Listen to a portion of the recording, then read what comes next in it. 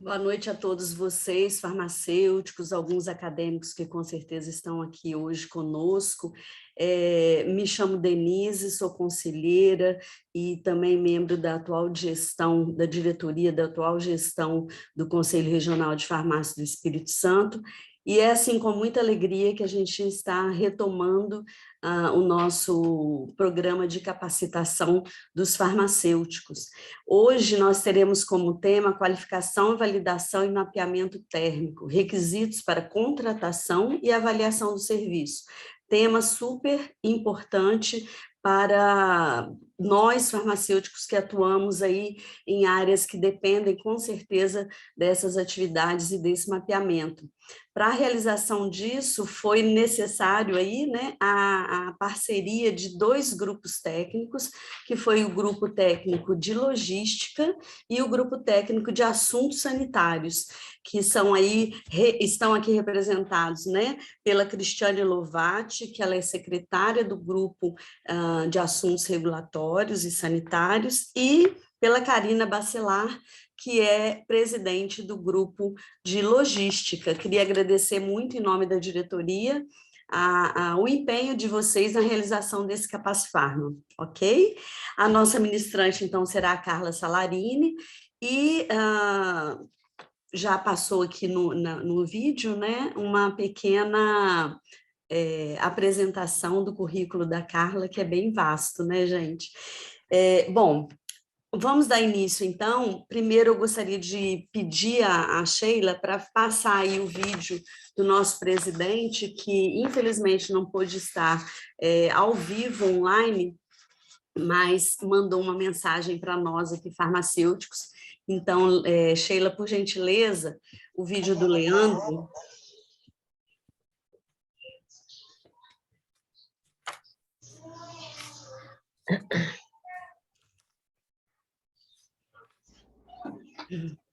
Boa noite, colegas e acadêmicos de farmácia. Hoje nós teremos mais uma oportunidade valiosa para adquirirmos conhecimento. E quem, de forma extremamente gentil e generosa, está cedendo parte do seu tempo para compartilhar esse conhecimento conosco é a doutora Carla, para quem eu deixo os meus mais sinceros agradecimentos. Colegas, aproveitem esses momentos especiais. Eu tenho certeza que teremos um evento extremamente proveitoso. Muitíssimo obrigado pela presença de todos e boa noite.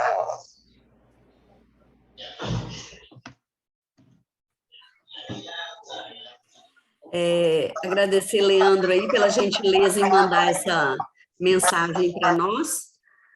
O som está ok, Sheila? Tá. Porque teve um comentário aqui que o som não estava legal, mas que bom que agora está tudo certo, né?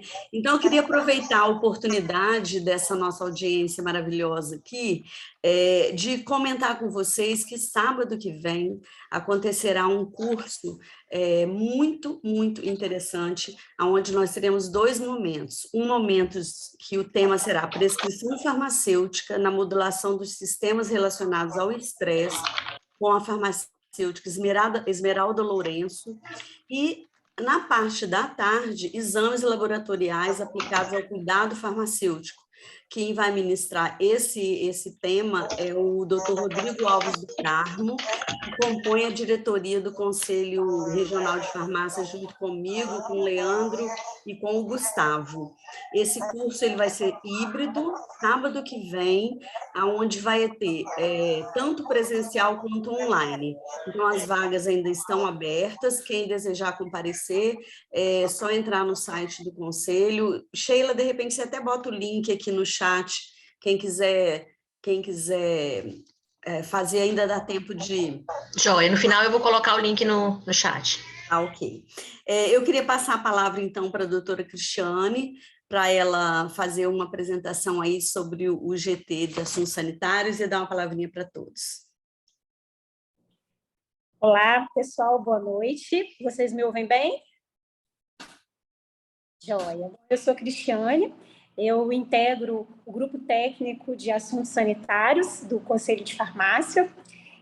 Nosso grupo, ele trabalha, né, com as legislações sanitárias, com o entendimento dessas questões, e a gente está à disposição dos colegas farmacêuticos, né, dos acadêmicos, quaisquer dúvidas que vocês possam ter em relação à legislação, em relação à aplicabilidade dessa legislação, nosso grupo está à disposição, né? A gente pode entrar em contato com o conselho, a gente recebe as dúvidas, recebe os comentários, sugestões, né? Estamos à disposição para essa troca aí de conhecimento. Eu gostaria de agradecer muito a Carla, nossa palestrante de hoje, né? É um imenso prazer estar aqui para escutá-la novamente. Nós tivemos uma prévia na nossa reunião, né? De grupo, e ela já trouxe alguns conhecimentos iniciais do tema e foi extremamente enriquecedor. Acredito que hoje todos vamos aprender bastante, e a nossa intenção é que os nossos colegas que estão com essa responsabilidade técnica nessas áreas de distribuição de medicamento, armazenagem, possam ter um pouquinho desse conhecimento vasto que a Carla tem para passar, com uma didática excepcional. Parabenizo, agradeço a disponibilidade. Estamos à disposição também. Agradeço a todos os colegas e vamos aproveitar a noite.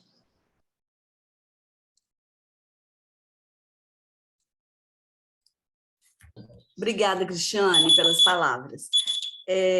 Vamos agora passar para a Karina Bacelar, que ela é presidente da Logística, se ela dá uma palavrinha conosco. Boa noite, colegas farmacêuticos, acadêmicos aí que estão prestigiando também esse evento aí do Capacifarma. É sempre muito bom poder participar e agregar também, né, conhecimento aí, atualizar, aproveitar que essa oportunidade que o CRF nos dá também, né? Agradecer a equipe aí toda, a Sheila da comunicação, Davi aí do suporte do TI, a Denise, né, diretora aí do CRF, e foi muito bom também fazer essa parceria aí com o pessoal da Comissão de Assuntos Sanitários também, a gente juntar para poder fazer um tema tão interessante que a doutora Carla vai, tenho certeza, ministrar muito bem e que nós todos vamos aproveitar bastante, né, que é sobre o tema de qualificação, de validação e mapeamento térmico, que está super em alta, né, a gente, antes de organizar esse Capacifarma, a gente sugeriu muitos temas, né, e esse que foi o mais votado, que eu acho que está bem alta aí, e que a gente vai aproveitar bastante também. Então, desejo para vocês aí um bom proveito para todo mundo aí, as dúvidas aí que vocês quiserem colocar no chat também, a gente vai passar para a doutora Carla e responder no final também. Espero que vocês todos gostem aí do assunto também. Boa noite aí para todo mundo. Com certeza será muito, muito proveitoso. Então, queria agora, assim, agradecer em nome do Conselho, agradecer à equipe do Conselho, a todos os membros do GT, nos colocar à disposição mais uma vez, né? E vou passar, então, a palavra agora para a doutora Carla, para iniciar a nossa noite aí de aprendizado. Obrigada, gente. Muito bom estar com vocês novamente, compartilhar um pouco, né, daquilo que a gente vem aprendendo ao longo dos anos, ajudando aí no desenvolvimento de cada profissional, né, e trazendo mais para perto da realidade aqui os acadêmicos, né, que um dia também, se Deus quiser, serão responsáveis técnicos, uma boa parte na logística, coisa que a gente não aprende na faculdade. Então, é sempre muito bom estar aqui com vocês, tá? Vou compartilhar a tela aqui para a gente começar a falar. Muito bem. Então, o propósito desse Capacifarma não é ensinar a fazer uma qualificação térmica, a fazer um mapeamento térmico, nos detalhes como é a execução, tá? Até porque isso já foge um pouco da maioria da ossada, vamos dizer assim, né? Do segmento, porque alguns equipamentos são muito caros, então, geralmente, indústria, para você ter ideia, até a indústria terceiriza, né? E é para vocês verem, assim, a real situação, né? Uma ou outra empresa que acaba fazendo para ela mesma, mas o que importa nesse momento é trazer alguns conceitos, né? Do que é uma qualificação, o que é uma validação, o que é um mapeamento térmico, e também mostrar o que as empresas, né, que agora com a RDC 430, já na época da 304, né, que foi revogada depois pela 430, teve um boom de profissionais oferecendo serviços, só que meio perdidos, assim. Então, a gente vem aqui trazer quais são os parâmetros que a gente precisa seguir e contratar, né? Quando a gente for contratar, a gente precisa se certificar de que as empresas, os profissionais que realizam esse serviço, eles cumprem aquilo que é solicitado pela Anvisa e pelas Visas, né? Em momento de inspeção, certificação de boas práticas, enfim, tá bom? Vamos lá. Então, assim, como a gente já vem falando, é um assunto novo, nunca visto antes para a logística, tá? Mas eu faço um adendo aqui, que para a indústria farmacêutica tem mais de 20 anos que eles já atuam nessa parte, tá? Bem mais de 20 anos. Então, para quem está na área de logística, é tudo muito novo, tá? Um ou outro profissional que já teve vivência, ou numa empresa muito grande, uma indústria farmacêutica, que consegue entender, né, como é que é o fluxo das coisas, mas para a grande maioria esses novos conceitos são novos, e assim, gente, são conceitos com muita informação, é muita coisa, é muita coisa. Então, assim, resumindo um Capacifarma de aproximadamente 1h30, 2 horas, não é fácil não, tá? Eu espero não desesperar vocês, mas é muita informação que a gente tem para passar, e a gente sempre vai ficar disponível para tirar dúvida quando precisar, tá bom? Muito bem. Então, o que é a RDC 430, que é a resolução que hoje está vigente, tá? Ela sofreu uma alteração em alguns prazos, mas para o nosso Capacifarma não vem ao caso, tá? Ela é a 430 de 2020. E o que ela fala a respeito de qualificação, mapeamento térmico, validação? Vamos lá. Na subseção 6, ela fala sobre qualificações e validações. Eu não coloquei na íntegra, tá? Tem um outro artigo, tem o artigo 41, mas o foco aqui, então, é o artigo 40, que fala que equipamentos e sistemas informatizados devem ser qualificados e validados antes do seu uso ou depois de qualquer mudança considerada significativa. E, no parágrafo único, a análise de risco pode ser utilizada como ferramenta para dispensa da necessidade de qualificação e validação de equipamentos que não possuam contribuição significativa com a qualidade. O que é isso? A gente, no Capacifarma, acho que foi de 2019, eu não lembro o ano, nós falamos sobre análise de risco, que já era algo novo, recente, então a gente trouxe esse assunto, ele já passaria a ser cobrado, né? A análise de risco para a logística farmacêutica... Carla, Oi? deixa eu te interromper. Você está compartilhando sua tela? Eu estou, vocês não estão vendo, não? Não. Espera aí, gente, deixa eu voltar aqui para a apresentação, deixa eu ver no que deu.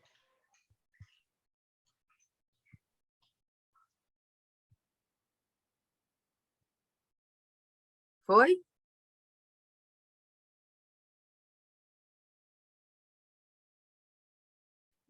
Agora sim, isso, perfeito. Beleza, desculpa aí, hein? Um probleminha técnico. Muito bem. Então, o que ocorre? Essa parte eu tirei da própria RDC 430, tá? Tem o artigo 41, mas fala sobre manutenção preventiva, não é o foco aqui. Mas a RDC 430, ela fala sobre sistema de gestão da qualidade, algo novo também para a área de logística, tá?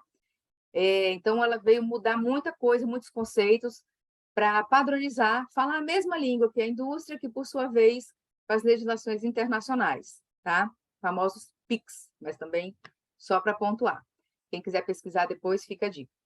E aí, o que acontece? A análise de risco, a gente chegou a falar no Capacifarma.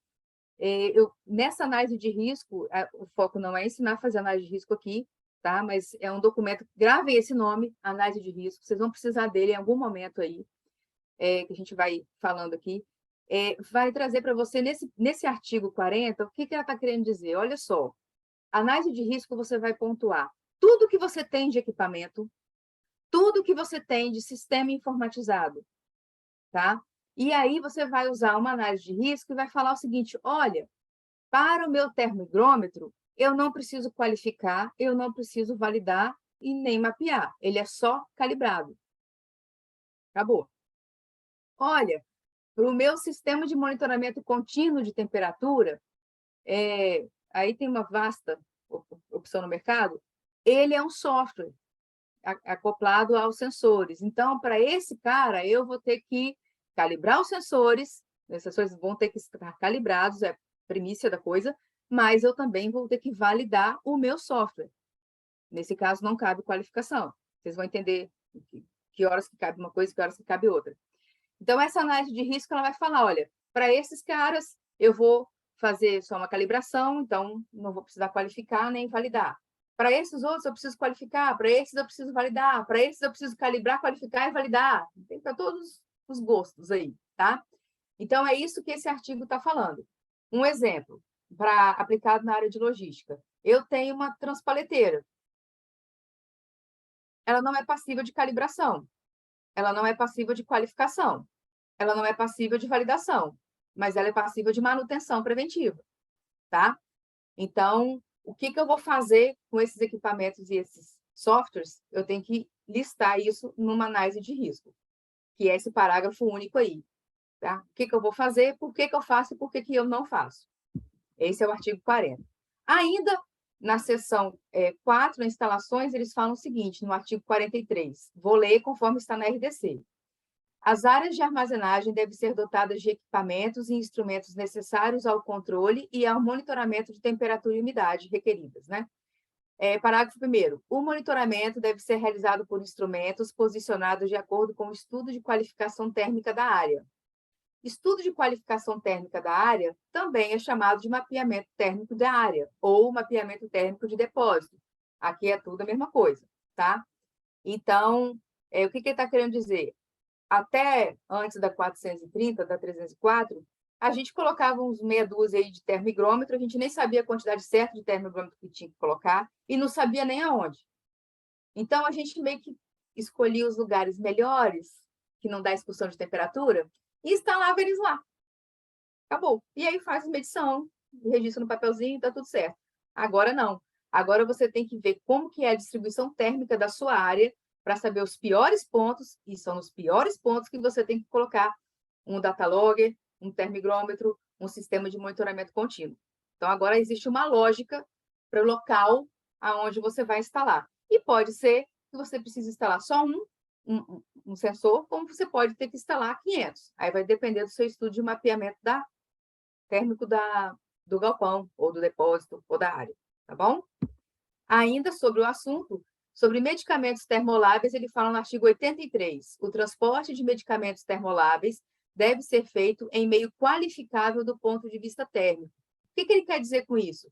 Veículos térmicos que têm sistema de refrigeração 15 a 25, ou de 2 a 8, e as próprias caixas de isopor que são utilizadas para acondicionar esses produtos termoláveis, eles precisam passar por uma qualificação térmica, tá? A qualificação térmica de um baú é diferente da qualificação térmica de uma caixa de isopor, tá? Igual essas que vocês estão vendo aí no desenho. Mas a gente vai falar um pouquinho mais sobre elas no decorrer aqui da apresentação. Então, mas eu estou falando de qualificação, estou falando de validação, mapeamento de depósito deu para ter uma noção, né? Mas o que é esse negócio aí? Qualificação, validação? Qualificação, esse conceito eu estou tirando da própria RDC 430, tá bom? É um conjunto de ações realizadas para atestar e documentar que qualquer instalação, sistema, equipamento estão propriamente instalados, funcionando e levando ao resultado esperado. Aí, gente, dentro dessa qualificação, existe a qualificação de instalação, a qualificação de operação e a qualificação de desempenho. É o que ele está falando aí. Propriamente instalados, então eu vou qualificar a instalação. Funcionando corretamente, então eu tenho que fazer a qualificação de operação. E levam os resultados esperados, então é a minha qualificação de desempenho ou performance, tá bom? E aí, o que acontece?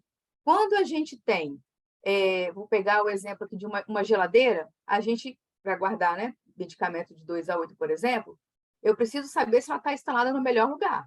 Porque se eu instalo ela no lugar errado, ou no lugar que não é o que melhor seria para ela, em termos ambiente, tensão, de energia, né? Toda essa questão de estrutura, ela pode não funcionar adequadamente. Então, se ela não funciona adequadamente, ela pode não ter a distribuição de temperatura adequada e manter, né, essa distribuição pelo tempo de avaliação, que a cada ano a gente volta a fazer essa qualificação térmica aí.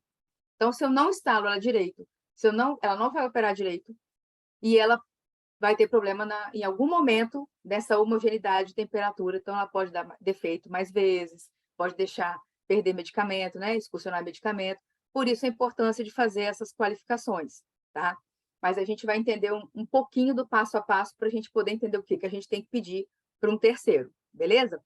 Bom, quando a gente fala de qualificação de desempenho, ou seja, é o equipamento funcionando no dia a dia, tá? Quando o equipamento é térmico, geladeira, freezer, câmara fria, baú de caminhão, tá? Para quem trabalha em importadora que tem controle de qualidade, estufa, autoclave, tá? Para quem tem, né, laboratório micro, a gente chama de qualificação térmica. Qualificação de desempenho, quando é de equipamento térmico, ela passa a ter um outro nome, que é qualificação térmica, tá bom? Então, quando vocês verem por aí, qualificação térmica, é a qualificação do desempenho, porque o desempenho de um equipamento térmico é manter a sua homogeneidade de temperatura. Por isso que tem esse nome aí, tá? Então, qualificação térmica, verificação documentada de que o equipamento ou área que tem temperatura controlada garante homogeneidade térmica em seu interior. Eu posso chamar o mapeamento térmico de depósito de qualificação térmica ou de mapeamento térmico, tá? A gente vai ver mais para frente que, para nós aqui, não tem muito problema essa definição, não. E aí é o seguinte, qualificação, a gente qualifica equipamento, tá? A gente não qualifica sistema computadorizado. Só que a qualificação do computador, do servidor, de alguns componentes, que é físico, né? Ela é pré-requisito para eu validar o meu software. Então, aqui na próxima, olha só, validação, ação de provar documentalmente, de acordo com princípios de boas práticas, que qualquer procedimento, processo, equipamento, material, atividade ou sistema realmente leva a resultados esperados. Vocês estão vendo que a definição é muito parecida? Então, para evitar muita confusão, a gente qualifica equipamento, valida processo, software, para a nossa realidade, tá? Na indústria farmacêutica é mais amplo, tem mais definições ali, mais explicadinho, mas não é o nosso foco para a área de logística, tá bom? Então, tenho sempre em mente isso, qualificamos equipamentos, validamos processos e softwares, tá bom? Para facilitar para a gente entender mais para frente. Mapeamento térmico de depósito, já falamos, é uma qualificação térmica diária, né? E é um estudo do comportamento da temperatura e umidade do local que a gente propôs armazenar o medicamento. A forma de execução das qualificações do mapeamento e das validações, ela é um pouquinho diferente. Tem muita coisa parecida, mas muita coisa, alguma outra coisinha que é diferente. O que eu quero falar para vocês nesse momento? A validação... Deixa eu voltar aqui rapidinho. Quando eu falo de qualificação e mapeamento térmico, vocês estão vendo que é verificação documentada. Eu vou documentar como? Eu vou dar um print? Eu vou tirar uma foto? O que eu vou fazer? Existe uma série de documentos que a gente precisa elaborar, primeiro, para direcionar os estudos de qualificação, mapeamento térmico e validação, tá? Procedimentos do nosso dia a dia que vão dar suporte para a execução dessas atividades. E protocolos que a gente vai documentar o objetivo do teste, o que a gente se propõe, quem é o equipamento, me apresenta o equipamento, mostra como é que ele funciona, mostra como é que é a carinha dele, as peças que ele tem, o que você vai testar nele, você vai ver se a voltagem dele está coerente com o que está lá na tomada. É uma série de testes que a gente tem que fazer dentro da qualificação de instalação, operação e desempenho, tá? Então, para cada propósito desse, a gente tem lá uma lista de itens que precisam ser verificados para ver se está tudo certo com o equipamento, para ver se está tudo certo na área, para ver se está tudo certo com o software, tá bom? Muito bem. Falando em software, em sistema computadorizado, por que eu tenho que fazer essa validação? A gente envolve muito pessoal de TI, tá? Nessa parte de sistema computadorizado. E muitos não entendem ao certo o que é essa validação de sistema, porque para eles é só te dar o manual, você segue passo a passo, você conseguiu entrar na nota fiscal, você validou, tá? Mas não é isso aí, não. Isso faz parte. A validação, ela visa você verificar se está tudo certinho com relação ao equipamento, ao servidor, a área de servidor, a backup, né? Toda essa parte. E também se o seu sistema ele falha na hora que você faz o input de dados. Porque se ele falha, você pode ter comprometimento da rastreabilidade. Se ele permite você burlar a data, a hora, alguma coisa nesse modelo, você também tem um problema relacionado à integridade de dados, que, por sua vez, vai comprometer a rastreabilidade das informações transacionadas em meio eletrônico. Então, a gente precisa fazer também alguns testes para comprovar que o sistema ele é robusto o suficiente para permitir que as pessoas que acessam, elas tenham login, elas tenham senha, essa senha precisa ser trocada a cada 60, 90 dias, tá? Não posso ter a mesma senha para sempre, porque é um critério de segurança, tá? E todos os testes que eu preciso fazer para que o meu sistema seja, então, validado, ou seja, eu comprove que, executando conforme está nos procedimentos, nos manuais e tudo, o software ele funciona, registra. Se falhar, a gente tem que fazer uma verificação que a gente vai ver mais para frente, e a gente toca a vida com aquele software, tá bom? Vamos lá, então, porque agora tem muita coisa para a gente falar. Por que eu tenho que qualificar, validar, mapear? Quando eu tenho tudo sob controle, porque uma dos objetivos, né, de eu ter esse controle em cima da qualificação dos equipamentos, validação de software, mapeamento de área, eu conhecer como é que eles funcionam e garantir que eles estão funcionando bem. Por isso que eu preciso ter uma manutenção preventiva também, tá? Com isso, eu acabo tendo mais controle sobre o funcionamento dos equipamentos, do software e do sistema de refrigeração da minha área. Eu consigo antecipar problemas, porque eu trabalho com manutenção preventiva. Eu consigo maior controle sobre os parâmetros, eu consigo integridade, consigo rastreabilidade, melhorar até a própria qualidade do produto, porque está tudo sob controle, tá? E não mais algo solto, que era algo que eu tinha que mostrar para a vigilância, mas eu não sei o que eu vou fazer com essa informação, tá bom? Bom, quando a gente vai fazer a qualificação e validação, né, de um equipamento ou de um software, a gente precisa ter em mente que existem 3 tipos de qualificação, validação. Quando eu falo qualificação, é qualificação e validação junto, tá? Qualificação, validação prospectiva, que é o quê? Fazer antes de usar. Porque até então a gente tem o seguinte costume, né? Vamos comprar uma geladeira para colocar na área para armazenar termolábil. Beleza. Compra, amanhã já instala, depois já está usando. Não pode, tá? A gente compra, a gente qualifica a instalação, a operação e o desempenho, que é a qualificação térmica, para ver se ela está ok. Ah, ela está ok? Então, agora eu posso usar a minha geladeira. Porém, antes de eu usar a geladeira, depois desse estudo térmico, tudo certinho, eu tenho que saber o lugar da geladeira, aonde eu vou colocar a sonda, tá? Que são os piores pontos da geladeira. Pode ter 2, pode ter 3, pode ter 5, pode ter 1. E é ali que eu vou colocar a minha sonda de monitoramento contínuo, tá bom? Mas, poxa, eu não vou comprar nada, eu já tenho câmera fria, eu não trabalho com geladeira, eu tenho câmera fria, eu tenho freezer, eu tenho isso, aquilo, outro. Eu não tenho como fazer a prospectiva, porque quando virou a RDC, eu já tinha esses equipamentos em casa, né? Na empresa. Não tem problema. Temos para você também, qualificação concorrente. Você vai fazer enquanto você está usando, tá? Mas eu só consigo fazer a concorrente para aquilo que eu já tenho, para aquilo que é novo.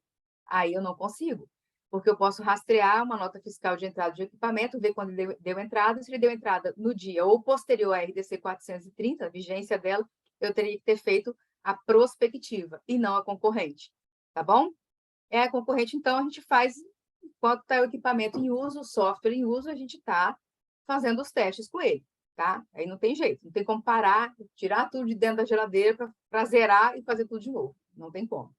E tem um outro tipo que não é aceito pela vigilância, pela Anvisa, que é a retrospectiva somente baseada em dados históricos daquele equipamento. Ah, eu venho monitorando ele há tantos anos, ele nunca apresentou falha, ou apresentou 1 ou 2 falhas que não foram críticas e tal, então eu não preciso fazer nenhum teste que comprova e está tudo certo.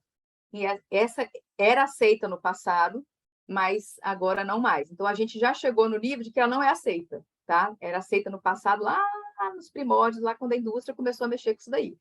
Agora ela não é mais, não. Se não é nem para a indústria, muito menos para a gente aqui, tá bom?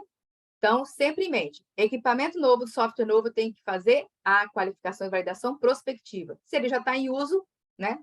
A RDC já virou, ele está lá em uso, é a concorrente, beleza? Bom, muito bem. Isso são conceitos para a gente entender mais ou menos como é que funcionam as qualificações, né? Então, eu tenho que registrar todos os testes que eu faço, com base em quê? A gente vai começar a ver isso agora. Então, a primeira coisa que eu preciso fazer, tanto para sistema quanto para equipamento, é um inventário. Lembra que eu falei mais no começo? Eu preciso fazer um inventário, pode ser uma planilha simples, tá? Eu vou colocar lá o seguinte, todos os equipamentos e instrumentos, tá? Termigrômetro, datalog, sonda de monitoramento, freezer, geladeira, câmara fria, empilhadeira, balança, né? Balança geralmente tem na logística, né? Para poder colocar o peso na nota fiscal. Todos os equipamentos e instrumentos que eu tenho, eu preciso ter um tag. Um tag significa um número de identificação. Assim como a gente tem número para POP, né? POP alguma coisa, POP 1, 2, 3, 4, 5, o POP 1 vai continuar sendo o POP 1. O dia que o POP 1 não existe mais, o procedimento 1 não existe mais, o que vai acontecer? Ele vai ficar obsoleto, cancelado, mas ninguém vai poder usar aquele número. Tá? Aquele número é do 1, o 1 morreu junto com o número, acabou. Então, para equipamento é a mesma coisa. Eu preciso ter equipamentos identificados. Aí, gente, eu identifico do jeito que eu quiser. Se eu quiser chamar meu equipamento de A33B e o outro A33C, é meu. Eu chamo do jeito que eu quero, desde que eu tenha um procedimento falando como é que eu tenho que chamar ele. Tá bom? Então, eu pego essa planilha, coloco o tagzinho, marca, modelo, fabricante. Se você quiser colocar mais coisa, pode colocar a nota fiscal que você comprou, quem te vendeu, contato da pessoa que te vendeu. Aí você pode colocar esse histórico todo. Quanto mais informação, melhor, tá? Mas se você não tiver, tudo bem. Mas tem que ter o tag e tem que ter a descrição dele, tá? O que ele é? É um datalogger, é um termigrômetro, é um software de monitoramento contínuo, o que ele é? Se ele é um software, qual que é a versão que ele está na sua máquina instalado, tá? Quem é o responsável pela gestão daquele software? Quem tem o login de administrativo, essas coisas assim. Para equipamento e instrumento já não tem esse requisito, tá bom? E as áreas que vão utilizar aquele equipamento ou aquele software. A partir desse inventário, eu consigo fazer o quê? Uma análise de impacto em boas práticas, que seria tipo aquela análise de risco que está lá no parágrafo único do artigo 40, tá bom? Então, ali eu vou colocar o seguinte, olha, para o termigrômetro tal, eu só vou calibrar. E aí eu vou justificar porque ele é só passível de calibração, tá? Ele é um instrumento que entra no processo, mas ele é passível só de calibração. Software, esse software ele vai gerenciar todo o meu sistema operacional da empresa. Então, o dia que eu tiver que tirar um relatório de rastreabilidade para recall, é lá que eu vou tirar. O dia que eu tiver que rastrear a entrada de uma nota fiscal, é lá que eu vou olhar, tá? O dia que eu tiver que rastrear a aprovação de um lote para quem tem importadora, é lá que eu vou ter que olhar. Ou no software que faz correlação com esse daí. Beleza. Então, esse software que vai gerenciar alguma coisa, eu tenho que validar. Então, eu vou botar lá que eu tenho que validar ele, tá bom? Então, eu vou colocando essa avaliação aí. Para poder saber quando que eu tenho que validar um software, eu vou mostrar no próximo slide o que a gente faz, tá? Muito bem. Então, depois que eu identifiquei o que eu tenho que calibrar, o que eu tenho que só fazer manutenção, no exemplo que eu dei lá da empilhadeira, o que eu tenho que calibrar, qualificar, validar, porque tem uns que pega isso aí tudo, tá? Os que só vou fazer a qualificação e validação. Depois que eu identifiquei isso daí, eu preciso ter um documento chamado Plano Mestre de Validação, tá? Então, o que acontece? Quando a gente contrata uma empresa ou um consultor para nos auxiliar na execução dessas atividades, geralmente, o inventário e a análise de impacto, geralmente, a gente faz e mostra para o consultor. Mas quando a gente não sabe nem isso, não tem problema. Provavelmente, né, o consultor que você vai contratar, ele precisa saber que ele vai precisar te ajudar a fazer o inventário e a análise de impacto em boas práticas, sem problemas. A análise de impacto em boas práticas, ela pode também ser uma planilha, pode ser um relatório, aí vai de acordo com o que a empresa decidir, tá? Desde que você registre, tá? Se você está fazendo formato planilha, formato relatório, é indiferente. E esse plano mestre de validação, ele é parecido com o manual da qualidade, só que ele é totalmente voltado para as atividades de qualificação e validação, e você pode também colocar um mapeamento térmico ali dentro, porque não deixa de ser uma qualificação térmica, né, de depósito. E ali você vai falar o quê?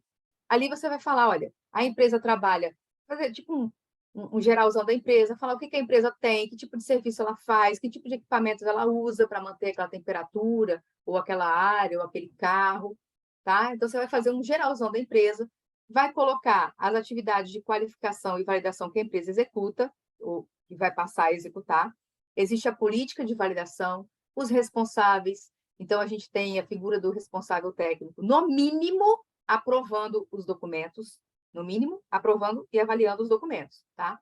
Mas no plano mestre de validação também é interessante que a alta direção se envolva, porque é um trabalho que gera custo, tá? Então, às vezes, você pode estar comprando o equipamento errado, e aí é bom a pessoa saber antes de comprar, porque se comprar errado, provavelmente você vai ter muita dor de cabeça depois, e aí vou te dar um exemplo já já. Então, nesse plano, ele vai fazer um overview, né? Vai trazer todos esses pontos que você tem e um cronograma. Esse cronograma é o cronograma de qualificação e validação que você vai fazer ao longo daquele ano. Geralmente, a gente faz o plano mestre de validação no começo do ano, e ao longo do ano, se a gente tiver chegada de novos equipamentos, alguma coisa assim, a gente revisa para incluir esses equipamentos, tá? E a programação dele para entrar na qualificação e validação. Lembrando que qualificação térmica ela é anual. Então, todo ano, naquele mesmo mês, salvo alguns problemas, né? Mas, geralmente, a gente tem que fazer novamente a qualificação térmica de equipamentos. Mapeamento térmico de área é semestral, ou em 2 vezes por ano, de acordo com a avaliação climática do ano. A gente vai ver mais para frente. Mas, considerando isso, esse plano mestre de validação ele tem que trazer essas informações e o cronograma de como você vai executar qualificação de instalação, operação térmica, tá? A gente tem muito costume de contratar só a qualificação térmica para geladeira, câmara fria, freezer. A gente esquece que tem a qualificação de instalação e operação antes, tá? Então, fica a dica, passem a fazer a qualificação de instalação e operação. Geralmente, as empresas que prestam serviço, né, de qualificação térmica, eles também prestam esse serviço de qualificação de instalação e operação. Mas você tem que pedir. Se você não pedir, eles não vão fazer, tá? Geralmente, as empresas que executam o teste de qualificação térmica, algumas fazem todo o processo, desde o inventário que eu estou falando aqui, até tudo que a gente vai ver daqui para frente. Outras não. Então, às vezes, a empresa ela contrata um consultor, né, ou uma empresa especializada que auxilia na elaboração desses documentos, e aí, na hora da execução da qualificação térmica, por exemplo, de um equipamento, aí vem um outro prestador de serviço para fazer essa execução, tá? Muito bem. Depois do plano mestre de validação, na verdade, é meio que junto. A gente precisa ter procedimentos de apoio. O que seriam esses procedimentos de apoio? A gente pode ter um procedimento falando como que a gente vai escrever um protocolo de qualificação, tá? A gente pode ter procedimento, a gente precisa ter procedimentos de todos os procedimentos que estão previstos na RDC 430, procedimento de não conformidade, controle de mudança e análise de risco, se você quiser fazer um procedimento de análise de risco. Se você não quiser, você precisa colocar a análise de risco dentro do plano mestre de validação, que a gente precisa fazer análise de risco, né?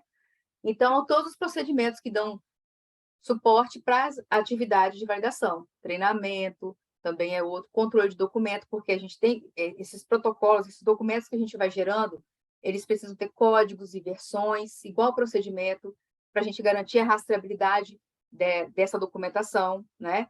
Então, praticamente, assim, a lista mestra dos procedimentos, ela entra dentro do plano mestre de validação como procedimentos relacionados, né? Mais ou menos isso daí. Aí eu queria apresentar para vocês um diagrama que a gente conhece como diagrama em V. Tá aí o porquê, né? Tem o formato de V. Esse diagrama, ele mostra todos os documentos que a gente precisa ter dentro do processo de qualificação, validação, tá? Com algumas observações. Então, vamos lá. Esse diagrama em V, ele é um diagrama completo, muito usado na validação de sistema computadorizado. Para qualificação de equipamento, não necessariamente você precisa fazer esse V completo, tá? Mas o ideal é que você faça o V completo. Mas tudo bem. Plano mestre de validação, então aquele plano geral vai falar daquele overview, né? Tudo que você precisa fazer com o seu cronograma. Quando a gente fala de equipamento de software, o software ele tem muito mais detalhes. Então, às vezes, você abre dentro dessa documentação, você abre um plano de validação que é específico para aquele software daquela versão, tá? Para equipamento, não precisa de plano de validação. Ele já está lá dentro do plano mestre de validação, já falando tudo que eu tenho que fazer com relação ao equipamento, que é mais simples. Para nós da logística, é mais simples. Agora, para software, quando ele é muito mais complexo e robusto, a gente cria um plano de validação. Mas o que eu tenho visto por aí? As empresas, por não ter muito software, as empresas, por não ter muito equipamento, em comparação com uma indústria, por exemplo, trata tudo dentro do plano mestre de validação. Algum problema nisso? Não. Depois, a própria necessidade do dia a dia, com o crescimento da empresa, ampliação das atividades, vai fazer você abrir um plano de validação específico para aquele cara, para aquele sistema, tá bom? Então, plano de validação a gente aplica para sistema computadorizado, ok? Não é obrigatório para nós, se a gente tiver o plano médio de validação, já está ótimo. Depois, a gente vai para a análise de risco. Essa segunda análise de risco que aparece aí, tá? Ela é o seguinte, ela é específica para o equipamento, específica para o software. Para dentro de qualificação de equipamento, geralmente a gente não faz análise de risco. Deveria fazer, na minha opinião, tá? Os que às vezes eu faço, eu ponho análise de risco lá. Porque às vezes é um critério que a gente deixa depois, a gente esquece de pontuar esse risco, então a gente esquece de testar ele lá na frente. E aí e geralmente o risco que a gente não testa é o que acontece, básico. Então a gente costuma fazer essa análise de risco. Essa análise de risco, cada itemzinho que você vai verificar, você vai botar um número, também numa planilha, número 1. Vou pegar como exemplo para ilustrar, um software. Vou dar um exemplo de software e um de equipamento, tá bom? O do software, por exemplo, olha, análise de risco. 1, o software não pode permitir login e senha, desculpa, o software deve permitir acesso somente mediante login e senha. E qual que é o risco se ele permitir você entrar sem login e senha? Você quebra a rastreabilidade, você não sabe quem entrou no sistema e o que fez lá dentro, tá? Então, esse aí é o primeiro risco. Eu colocaria, por exemplo, número 1. Se eu estivesse fazendo de um equipamento, vou colocar como exemplo, deixa eu pensar aqui, um freezer, tá? Um risco. O risco é o motor do freezer não está apto para ficar funcionando 24 horas ininterruptamente, porque geralmente o freezer que a gente usa é freezer horizontal que a gente compra aí no mercado normal, né? Então, o que eu tenho que colocar ali? Eu tenho que colocar, olha, o freezer deve possuir um cooler no motor para que ele não aqueça e pare de funcionar. E aí você vai perder tudo que você tem lá dentro do freezer. Então, é um risco. Um risco é o motor não aguentar a pressão, né? E acabar dando algum problema. Então, aí eu tenho esse risco, e aí o que eu vou ter que fazer para evitar que esse risco aconteça? Então, por aí vai. Depois, a gente precisa fazer um requisito de usuário. O que é isso? Por exemplo, eu vou comprar uma geladeira. Que geladeira? Porque no mercado o que mais existe é geladeira. Então, a gente às vezes vê a pessoa colocando termolab numa geladeira de casa, que não vai passar na qualificação térmica nunca. A gente vê a pessoa colocando geladeira de bebida. E no manual da geladeira de bebida fala que ela não é indicada para armazenar medicamento, mas ela é mais barata, porque a de medicamento é 15 mil, a de bebida é 3, 4 mil, né? Mas tem um propósito de ser mais caro, porque ela é mais robusta por conta da variação de temperatura que tem que ter. A de bebida já não tem tanto problema assim se variar 3 graus para baixo ou para cima, já a de medicamento, já a de sangue, para quem trabalha, né, hemóis, essa parte biológica aí, né?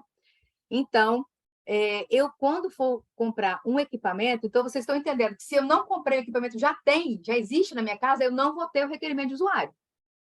Ele já está aqui, olha, já está aqui, eu já estou qualificando ele, então eu não vou ter dos que estão comigo. Por isso que eu tenho que informar, olha, essa qualificação, ela é concorrente, por isso que eu não vou ter determinados tipos de documentos aqui. Agora, se ela é nova, eu preciso embasar a compra de um equipamento ou de um software com base no meu requerimento. O que eu quero que esse software faça? E o que eu quero que ele não faça? O que eu quero que ele permita fazer e o que eu quero que ele não permita fazer? Equipamento é a mesma coisa. O que eu quero que esse equipamento faça? Qual é a faixa de trabalho? Se ele tem que ter prateleira, se a prateleira tem que ser perfurada ou não perfurada, se tem que ter luz quando abre, se não tem que ter luz, se tem que ter alerta, se tem que ter alarme, o que tem que ter? 2 motores, 3 motores, 5 motores, o que tem que ter?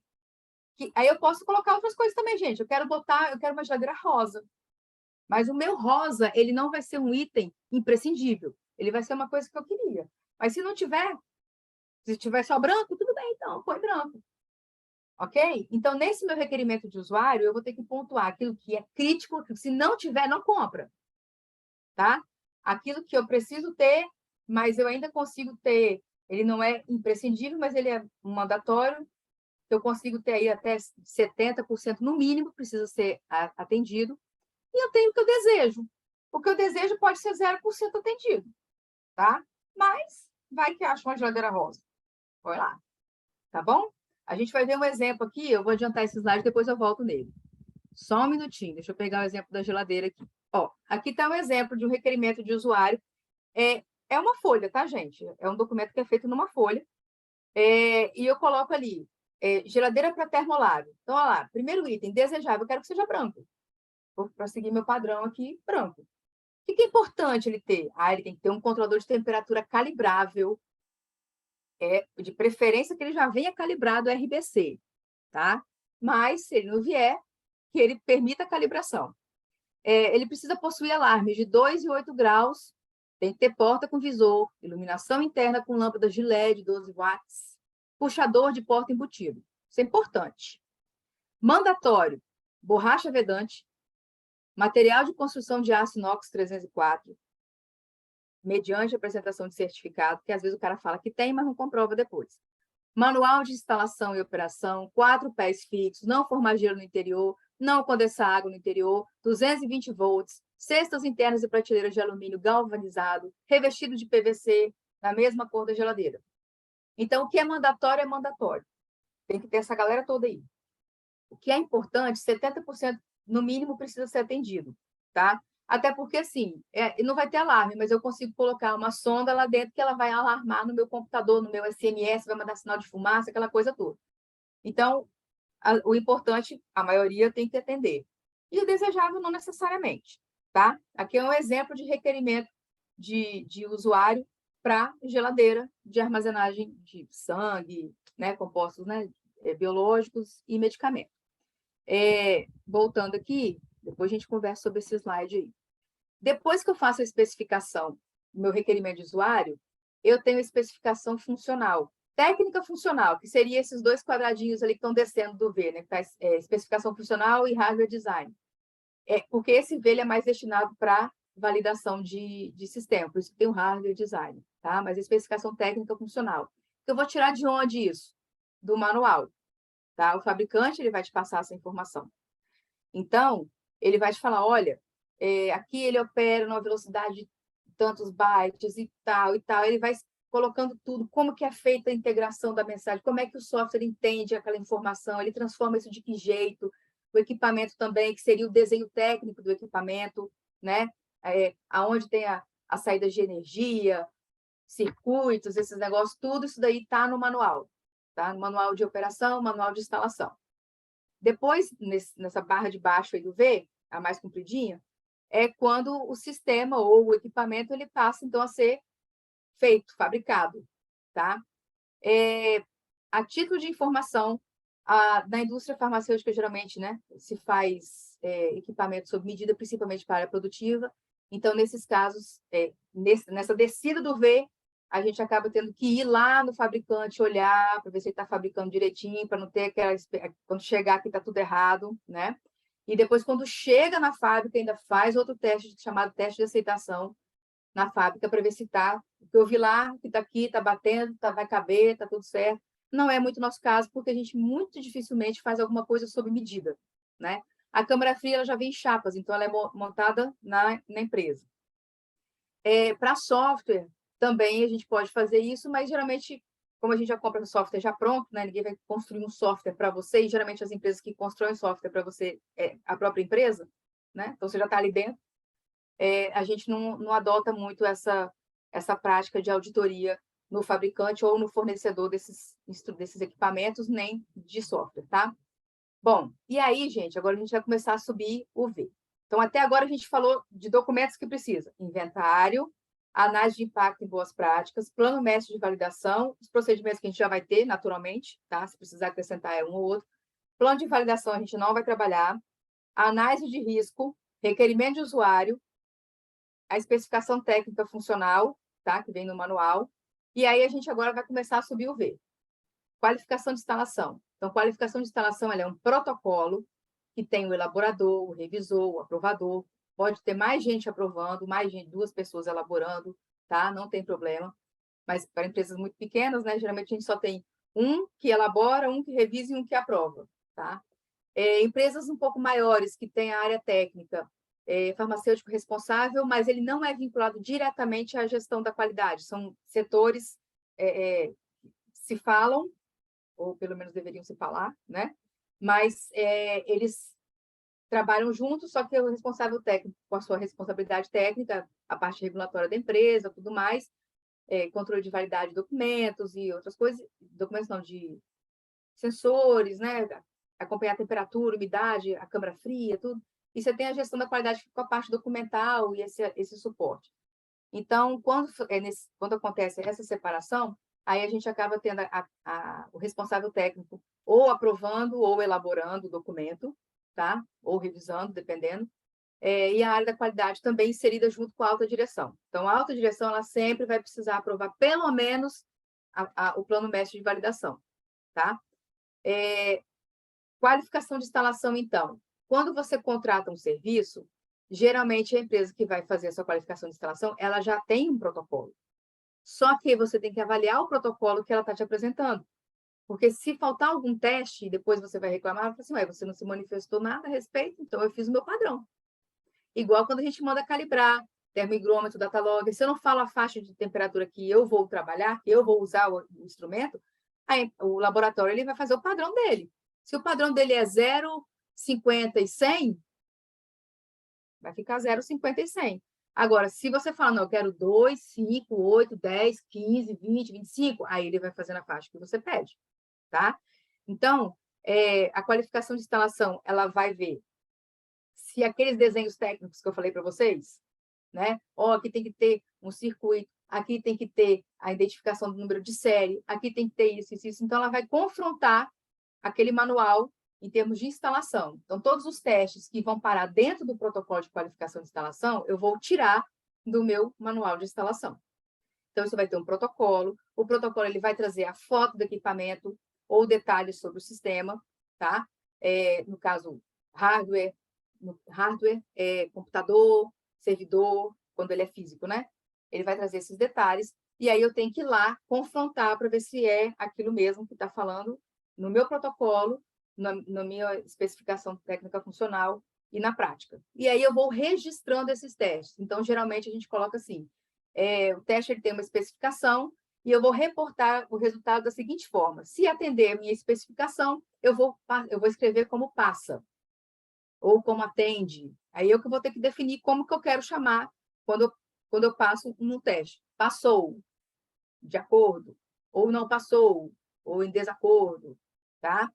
Então, isso tudo aí eu tenho que preencher quando tiver que fazer registro fotográfico também. Lembra que tudo isso daí a qualificação e a validação são registros documentados. Eu estou comprovando que ele foi instalado da forma correta. Então, eu tenho que ter dados, né? Da mesma forma, a operação. Então, quando eu termino a qualificação de instalação, coisas que eu preciso ter em mente. Qualificação de instalação. Se o equipamento ele tem algo que é passível de calibração, ele já deve estar calibrado para eu qualificar ele em termos de instalação. E ele já deve ter um procedimento para operação vigente, para que eu possa depois, então, executar a qualificação de operação. Tá? Esses procedimentos, a calibração, geralmente não é responsabilidade da empresa que vocês contratam. Vocês vão ter que prover isso para eles. Tá? E, geralmente, eles entram em contato pedindo qual que é o número de certificado de calibração, ou ver na hora do teste, ou na hora de elaborar o documento, eles colocam a informação. O certificado de calibração deve estar vigente. Aí você, na hora da prática lá de executar, eles vão lá, número tal, vigente, e aí anexa a cópia que comprova aquele registro que eu fiz manualmente no protocolo. Então, assim, gente, é muito documento. Porque não é só você olhar, tá ok. É uma foto que eu tenho que tirar para registrar, é um print screen de tela que eu tenho que tirar para comprovar, é um certificado de calibração para falar que aquele número é aquele mesmo. Ó, tá vendo que eu escrevi aqui? É ele mesmo, ó, o cara crachá, tá batendo. Então, o protocolo ele fica gigante, tá? Aí, quando eu termino a qualificação de instalação, tá tudo certo, eu vou para a qualificação de operação. E aí, pensando no equipamento que nunca foi usado, eu vou seguir o passo a passo da operação que está onde? No POP, que, por sua vez, usou o manual, na parte lá de operação, para me falar como é que eu vou operar. Então, é a hora que eu vou testar para ver se tudo que está falando no manual ele faz. Tem que ligar, tem que acender a luz vermelha. Deixa eu ligar. Ah, acendeu a luz vermelha. Acendeu a luz vermelha. Eu tenho 7 pontos para ajustar. Se eu apertar isso durante 5 segundos na tela tal, tem que aparecer tal informação. Aí eu vou e faço isso. Ah, apareceu. Aí eu comprovo que apareceu. Tudo com foto. E tal. Aí quando eu fazer isso aqui, o equipamento vai ligar. Aí, o equipamento ligou. Agora o equipamento vai desligar. O equipamento desligou. É tudo assim, tá, gente? E aí eu vou comprovando, dentro das possibilidades, que tudo aquilo que eu testei, o equipamento passou. Pode ser que durante a instalação e operação alguma coisa não esteja legal. Exemplo, vou instalar uma geladeira, eu preciso de um ponto de 220 volts. Mas eu esqueci de colocar no requerimento lá de usuário que eu precisava ter esse ponto disponível. E aí eu não tenho. E aí, possivelmente, eu vou ter que colocar ele em outro lugar ou esperar. Isso é um dos últimos testes que eu fiz. É quando eu cheguei lá, eu falei, caramba, ficou faltando isso aqui. Aí eu vou ter que ir lá esperar, instalar, ponto. O negócio vai ficar parado lá, tá? Ou trocar de lugar. Então, qualquer coisa que eu fizer, geralmente, nesses protocolos, eu tenho um campinho para os desvios que foram identificados, né? E o que eu fiz a respeito. Então, fiz, resolveu? Aí eu sigo. Outro desvio, fiz, resolveu? Aí eu sigo. Só que esses desvios e o que resolveu também registrado, tá? Em cada protocolo. Então, eu tenho a qualificação de operação para ver se ele está operando de acordo com o que ele precisa operar. Depois disso, se ele é térmico, que é o nosso caso, né, da grande esmagadora maioria dos equipamentos, aí eu faço a qualificação térmica. Aí eu chamo uma empresa para fazer a qualificação térmica. Essa empresa, ela vai também fazer um protocolo, tá? Se você fechar o serviço inteiro com ela, que a gente chama de QI, QO e QD, qualificação de instalação, operação e desempenho, que seria a térmica, eles já fazem os protocolos com a base nas informações que eles vão te pedindo, né? Manual, às vezes eles pedem manual para olhar, para poder confeccionar isso, e você precisa, você RT, você garantia da qualidade, precisa avaliar esses protocolos e aprovar a elaboração deles, para depois executar, para depois, no final de cada um, você aprovar a execução. Então, a gente tem uma folha de aprovação no começo e uma folha de aprovação no final. A primeira folha é para aprovar, tudo está escrito ali, está todo mundo de acordo. E a execução é para aprovar que ele está qualificado em termos de instalação, operação ou térmica. Tá bom? E aí, na qualificação térmica, gente, a gente tem que saber avaliar os resultados, tá? A gente vai ter um slide aí para mostrar os resultados. Quando a gente fala de sistema computadorizado, a gente faz matriz de rastreabilidade, que é um outro documento que tem um desenhozinho dele na sequência que eu vou mostrar para vocês. Lembra que eu falei que é tudo numerado? Análise de risco é numerada, requerimento de usuário tem lá, item 1, o que eu preciso? Item 2, item 3, isso é mandatório, desejável, né? E tudo. Aí eu vou colocando isso. A matriz de rastreabilidade é para garantir que tudo que a gente viu como risco, que a gente pediu como equipamento ou como software, a gente tem, foi testado, tá? É rastreabilidade dos documentos. Então, olha, esse risco 1, ele foi testado lá no item 4.3 do protocolo tal. Então, é um monte de número que a gente tem que cruzar a informação. A gente poderia fazer também a matriz de rastreabilidade para equipamento, tá? Mas se não tiver, não tem problema, porque equipamento, os que a gente usa, é bem simples. Então, não há essa necessidade de fazer. E, por fim, relatório final da validação, quando é validação, né? E atestando que aquele software, nesse caso, está validado e pode ser usado tranquilamente e segue a vida. Segue a vida, mas a gente vai falar como. Essa vida vai seguir depois que eu qualificar e validar, tá bom? Bom, vocês estão vendo aí no Vzinho que tem umas bolinhas vermelhas, né? Quando eu tenho um software que ele é um software não configurável, o que é isso? É aquele software, geralmente, que ele vem num pendrive. Você como a gente fala, a gente espeta no computador, ele já baixa o dado. Eu não consigo fazer nenhuma alteração nesse softwarezinho. Então, para esses aí, eu só faço análise de risco, requerimento de usuário e qualificação de desempenho, que é a própria validação. Não tem que olhar hardware, servidor, nada disso. Tá bom? Vamos seguindo.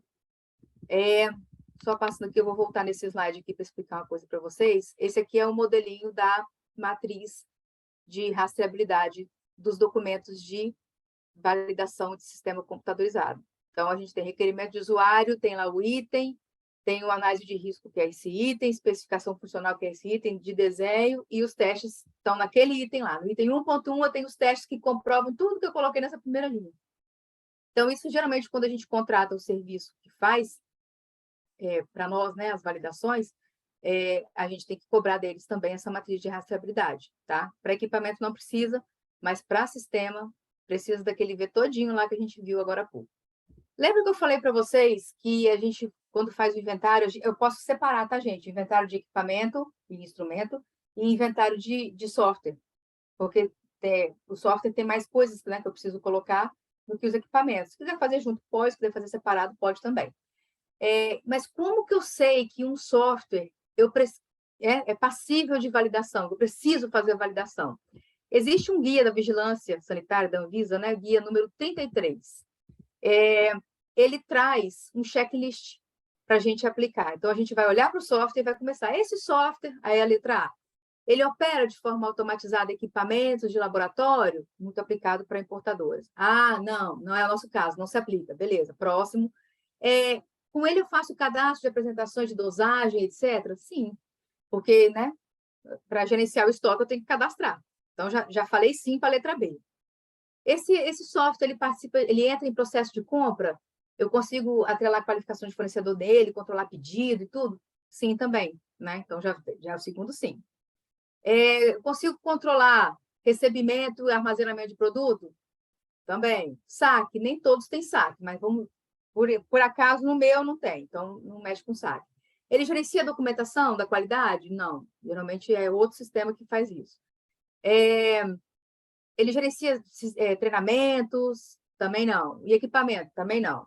Pronto, gente, eu falei sim para mais de um, né? Pois é. Sim para mais de um, eu vou ter que validar. Não interessa quantos sims eu falei. Se eu falei não para todo mundo, aí eu não preciso validar aquele software. Mas se eu falei sim para umzinho só, um infeliz desse aí que eu falei sim, eu já vou ter aquele trabalho todo lá. Tá bom? Muito bem. Agora, a gente vai falar algumas considerações para cada tipo de qualificação que é passível da logística, tá? Então, a primeira que a gente vai falar aqui é a qualificação técnica. Lembrando da qualificação de instalação e operação, a gente já falou, tá? Eu faço os procedimentos de operação, tenho os manuais que vão me servir como base, tenho o meu requerimento de usuário que eu deveria fazer, tá? O ideal é que se faça, tá? O requerimento de usuário para novos equipamentos, os que você já tem, paciência. Tentar resgatar os manuais, aqueles que você já tem, geralmente na internet a gente consegue, tá? A gente precisa ver se pelo menos ele está instalado no lugar certo, beleza? Bom, quando eu estou falando da qualificação térmica, então é o desempenho já do equipamento térmico. Para nós, vai se aplicar câmara fria, estufa, para quem tem a parte de CQ, né, controle de qualidade, freezer, refrigerador, tá? Basicamente, esses aí. Para esses caras, câmara fria, estufa, freezer e refrigerador, existe uma norma, ISO, está ali no rodapé do slide, ISO 16.328 de 2014, ela fala como deve ser feita a qualificação térmica para esses equipamentos. Então, eu não tenho que inventar a roda, eu preciso seguir o que está nessa norma. Então, a empresa que eu vou contratar, ela precisa seguir essa norma aí. Porque se ela seguir qualquer outra, não vai dar. Ela tem que seguir essa norma aí. Não, eu não tenho como falar a norma inteira aqui, tá? Mas só para vocês terem ideia. Para essa norma, eu preciso ter um equipamento parecido com esse daí, tá? Que é ele faz aquisição dos dados. Então, eu tenho uns sensores que a gente chama de termopar. Tá vendo ali que é um fiozinho de 2 cores, ó, ele tem uma proteção na ponta, igual uma tampinha, tá? Esses sensores, eles são ligados nesse validador de dados, tá? Do lado direito aí, o sensor é ligado no validador do lado esquerdo. E aí ele vai captando os sinais de temperatura, tá? E umidade, se for o caso, para dentro desse sisteminha aí. Beleza? E aí, gente, olha só que legal. A empresa que faz a qualificação térmica, claro, além de seguir a norma, a NBR da ISO que eu falei com vocês, eles também vão ter que apresentar para vocês o protocolo para vocês aprovarem a execução, certo? Aí eles vão executar conforme essa norma da ISO. Então, essa norma ISO ela tem que ser mencionada dentro do protocolo dele. Beleza? Bom, depois eles vão fornecer os dados, né, que eles pegaram, então, os dados brutos e os gráficos que gerou. Calma que a gente vai ver os gráficos ainda. Mas eles também vão ter que mostrar para vocês que o software que eles usaram para fazer a aquisição dos dados é um software validado. No mínimo, eles têm que entregar para vocês o relatório final. Lembra que a última pontinha do V na subida? Eles vão ter que entregar uma cópia desse relatório final de validação do software para vocês. Tem que estar lá dentro do protocolo quando eles entregarem para vocês. Então, vocês têm que procurar isso lá dentro, tá? Conferindo a versão do software, se está coerente a versão do software que foi validado com a versão do software que ele usou. A versão do software, ela sai nas folhinhas de dado bruto, tá? E em termos de sensores, que a gente chama de termopar, desse modelo aí, ó, PT100, com proteção na ponta, ele tem que fornecer a calibração. Só que esses sensores aí, esses termopares, eles são extremamente sensíveis, muito sensíveis. Então, eles até têm muito cuidado na hora de fazer a instalação desses sensores, porque se você danificar essa pontinha aí, eles vão ter que cobrar de você que você danificou a pontinha, tá? E esses sensores, eles perdem muito facilmente a calibração, porque são extremamente sensíveis, ok? Então, eles têm que fornecer para vocês o certificado de calibração de cada sensor usado, e é no mínimo 13 sensores, a gente vai ver no próximo slide. E depois eles vão ter que fornecer para vocês a calibração desses mesmos sensores depois do teste. Então, eu tenho a calibração antes do teste e a calibração depois do teste, para mostrar que não houve perda na calibração desses carinhas, tá? E aí, outra coisa, o certificado de calibração que eles vão oferecer, junto com o certificado de calibração, existem dois tipos de certificado de calibração. Um é o certificado de calibração calibrado em empresas acreditadas pelo Inmetro, que vem aquele selinho, né, típico do Inmetro, a letra N, aquele selinho azul. Se eles calibrarem esses sensores nesse tipo de empresa, eles só vão ter que apresentar para vocês os 13, 14, 15, 20 sensores que eles utilizarem antes e depois do teste. Se eles fizerem a calibração numa empresa que não é acreditada pelo Inmetro, não tem problema, tá? Eles vão ter que apresentar também os certificados de calibração dos padrões utilizados, que devem ser calibrados lá até chegar no... Vai calibrando um, até chegar naquele que tem o selinho do Inmetro. Então, isso vocês vão precisar olhar também no documento e pedir para eles mandarem. Na verdade, gente, quando for contratar o serviço, já informa todos esses requisitos que eles precisam fornecer. Porque uma coisa é você falar isso e o cara falar, não, beleza, estamos de acordo, segue a vida. A outra coisa é, o cara executou, aí você vai pedir, olha, você esqueceu de mandar isso, e o cara não tem, porque você não especificou antes. Então, fica esperto, especifica antes para você não ter dor de cabeça, porque uma coisinha que você não comprova, gente, você perdeu a qualificação, tá? Não comprovou isso, não está qualificado. A qualificação é muito rigorosa, a validação também. Então, deixou de comprovar um item ou deixou de tratar um desvio, você esquece, você perdeu tudo que você fez, tá? Ou que você pagou para fazer para você, tá? Bom, de acordo com essa norma ISO, esses sensores, eles podem ser calibrados até 30 dias após a execução do teste, tá?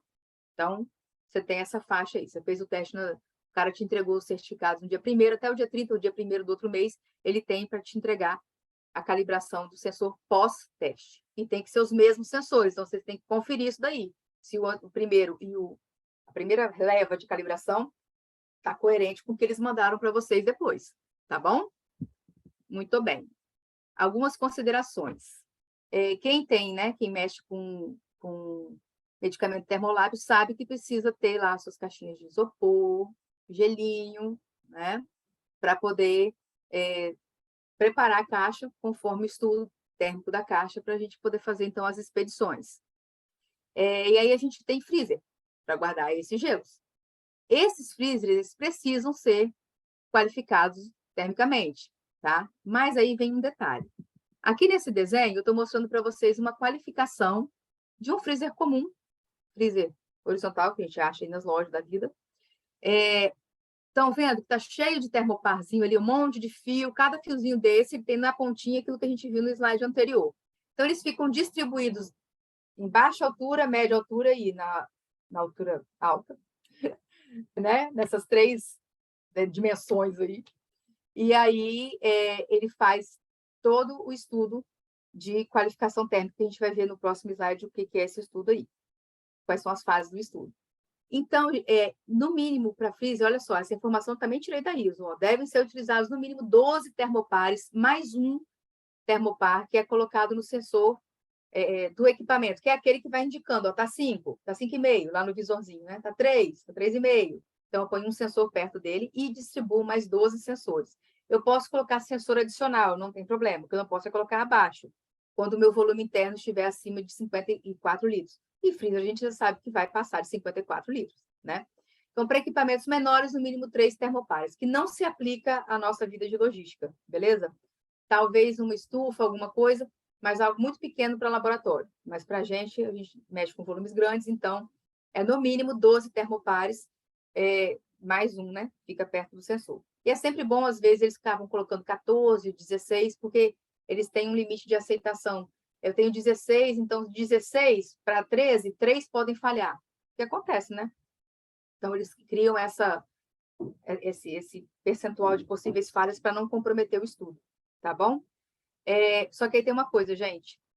Maturação de gelo é diferente de armazenagem de gelo. Então, eu preciso ter um freezer que vai maturar o meu gelo e um freezer que eu vou armazenar o gelo. Eu não posso maturar e armazenar no mesmo canto. Por quê? A qualificação térmica de um freezer que está maturando significa que eu estou pegando o gelo tal qual eu compro, ou seja, temperatura ambiente. Não interessa se ele é espuma, se ele é gel, o que ele é. Eu estou colocando ele de uma forma diferenciada, tem uma forma de você maturar gelo que cada fabricante vai te falar qual é, e isso tem que estar dentro do protocolo de qualificação térmica. E aí você vai deixar todo esse sisteminha lá, a porta fechada, para ver quanto tempo, quantos dias vão demorar para que aquele gelo fique na temperatura de menos 25 a menos 15. Que toda aquela carga que você colocou chegue nessa temperatura. Então, é teste, gente, que demora de 7 a 15 dias. E é um teste caro, porque os caras cobram por dia. Tá bom? Diferentemente de um teste de qualificação térmica para freezer que armazena. Freezer que armazena são 2 dias de teste. Tá? Nesse exemplo da foto, é um freezer que armazena. E a gente vai ver quais são os testes que eu preciso fazer no próximo slide. Uma outra coisa importante, existem algumas empresas que a gente observa que colocam sondas, as sondas que vão, não na qualificação térmica, mas no dia a dia. Mergulha a sonda dentro da glicerina para evitar a oscilação. Mas eu quero saber a oscilação. Tá bom? Então, a vigilância não aceita colocar sonda dentro de glicerina, porque eu estou mascarando justamente a oscilação que eu quero medir. Tá bom? Vamos continuar aqui. Então, os testes que eu faço na qualificação térmica conforme a norma da ISO que eu falei para vocês. Primeiro teste que eu faço é um ciclo de 24 horas, ele é obrigatório, sem carga quando o equipamento é novo, tá? E com carga quando ele também é novo ou quando ele já está em uso.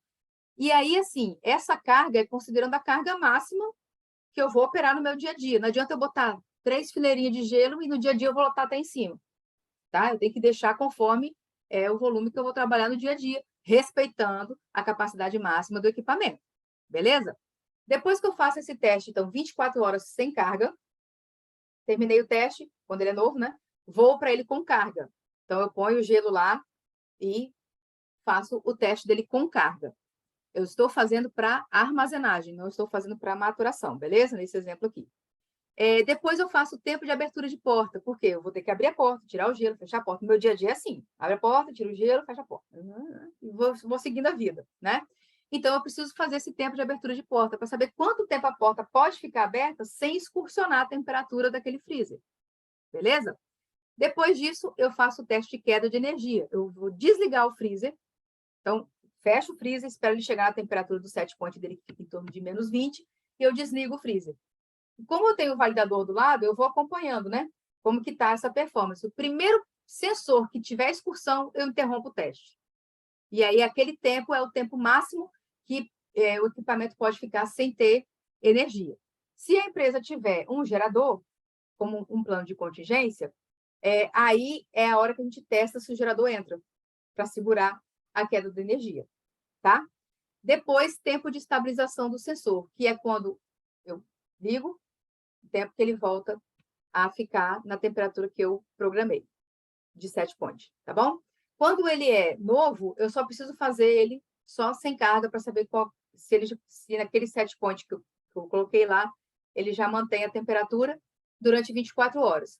Porque esse teste ele usa 24 horas, olha só, gente, estatística, ele usa 24 horas, um dia no ano, para trazer para você a noção de como esse equipamento vai ficar ao longo dos outros 364 dias.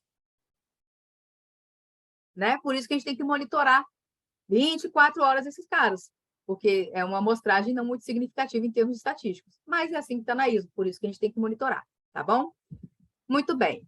Então, o primeiro ciclo relacionado à distribuição de temperatura, tempo de abertura de porta relacionado à operação e à excursão de temperatura, queda de energia relacionada à contingência e tempo de estabilização relacionado à contingência e excursão. Beleza? Porque, olha só, vamos pensar que eu estou abrindo e fechando a porta da geladeira, da câmara fria, do freezer, vai ter uma troca de calor aí nessa história, né? Essa troca de calor e esse tempo, ele tem que ser X a ponto de não permitir que excursione no meu dia a dia. Então, se eu deixo a porta aberta para fazer uma carga num freezer, ou numa câmara fria, ou numa geladeira, e eu vou fazer isso nos meus testes, né? Eu vou simular isso no meu teste. E em 5 minutos eu já tive excursão, olha só, eu vou ter que ter um procedimento operacional bem maneiro para eu conseguir carregar as paradas em 5 minutos. Porque senão tudo que eu botei lá dentro vai excursionar de temperatura. Tá? E a gente tem um problema muito sério quando é geladeira, porque a geladeira geralmente ela não fica instalada no primeiro. Geladeira geralmente que é usada não é a geladeira adequada. A. B. A geladeira, quando adequada, ela às vezes não é instalada no local adequado. E aí a gente vai... Eu estou aqui numa temperatura de 30 graus, eu vou abrir uma geladeira aqui dentro, que a temperatura está 2 a 8. Não vai dar 1 minuto, vai excursionar. Tá? Então, eu também tenho que ter a temperatura de fora ajudando, né, a minha geladeirinha a funcionar.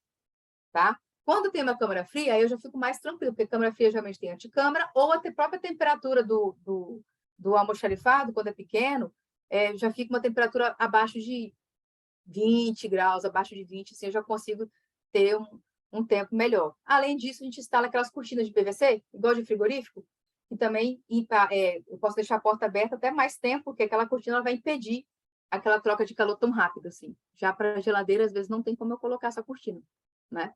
E aí fica mais complicado ter isso daí. Então, se eu tenho geladeira, ok. Comprovei a qualificação térmica, ok. O que eu faço para não excursionar em 1 minuto? Como é que eu tenho que me organizar aqui em termos operacionais para não deixar ela excursionar? Tá bom? Aqui é um exemplo de uma qualificação térmica ocorrendo, né?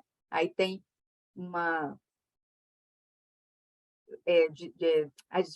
armazenamento de componentes de sangue, né? Laboratório de análises clínicas, e então eu estou fazendo esse estudo, só que já está com carga, e é carga de verdade, porque não é equipamento novo, tá bom? É equipamento já em uso. Então, eu estou fazendo uma qualificação concorrente. E nas qualificações concorrentes, pessoal, vocês precisam ter muita atenção junto com o prestador de serviço, porque vocês não podem deixar excursionar a temperatura. Tá? Quando é novo, eu tenho que excursionar. E quando não é? Eu não posso tirar os produtos dali de dentro. Então, eu tenho que falar com ele, olha, no protocolo precisa ter um critério de aceitação. Eu vou considerar como fim de teste quando chegar em 7,5.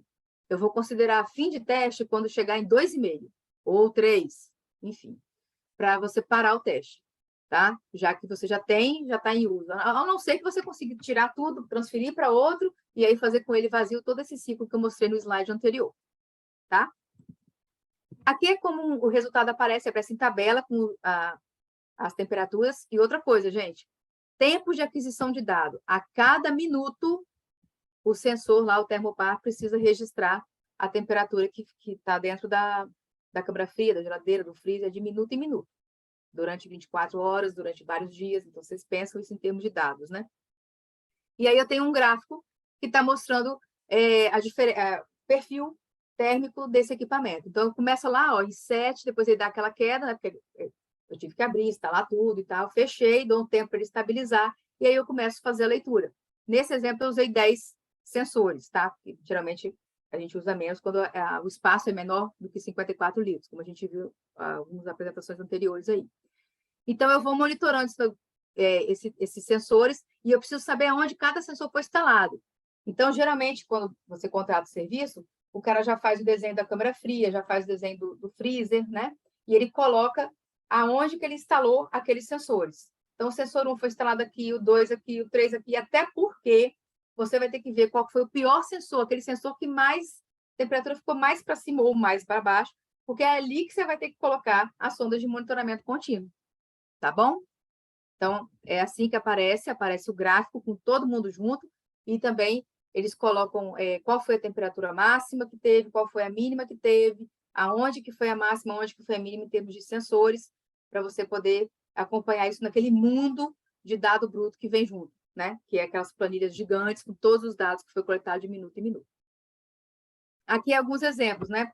Porque, assim, depois que é feito esse estudo, você precisa avaliar. Não é só pegar, assinar e guardar e mostrar para a vigilância. Tem muita coisa que a gente tem que fazer aí. Então, viu? Eu já falei que a gente tem que olhar se tem certificado, se o validador foi qualificado, foi validado. O validador foi validado, né? Em termos de software.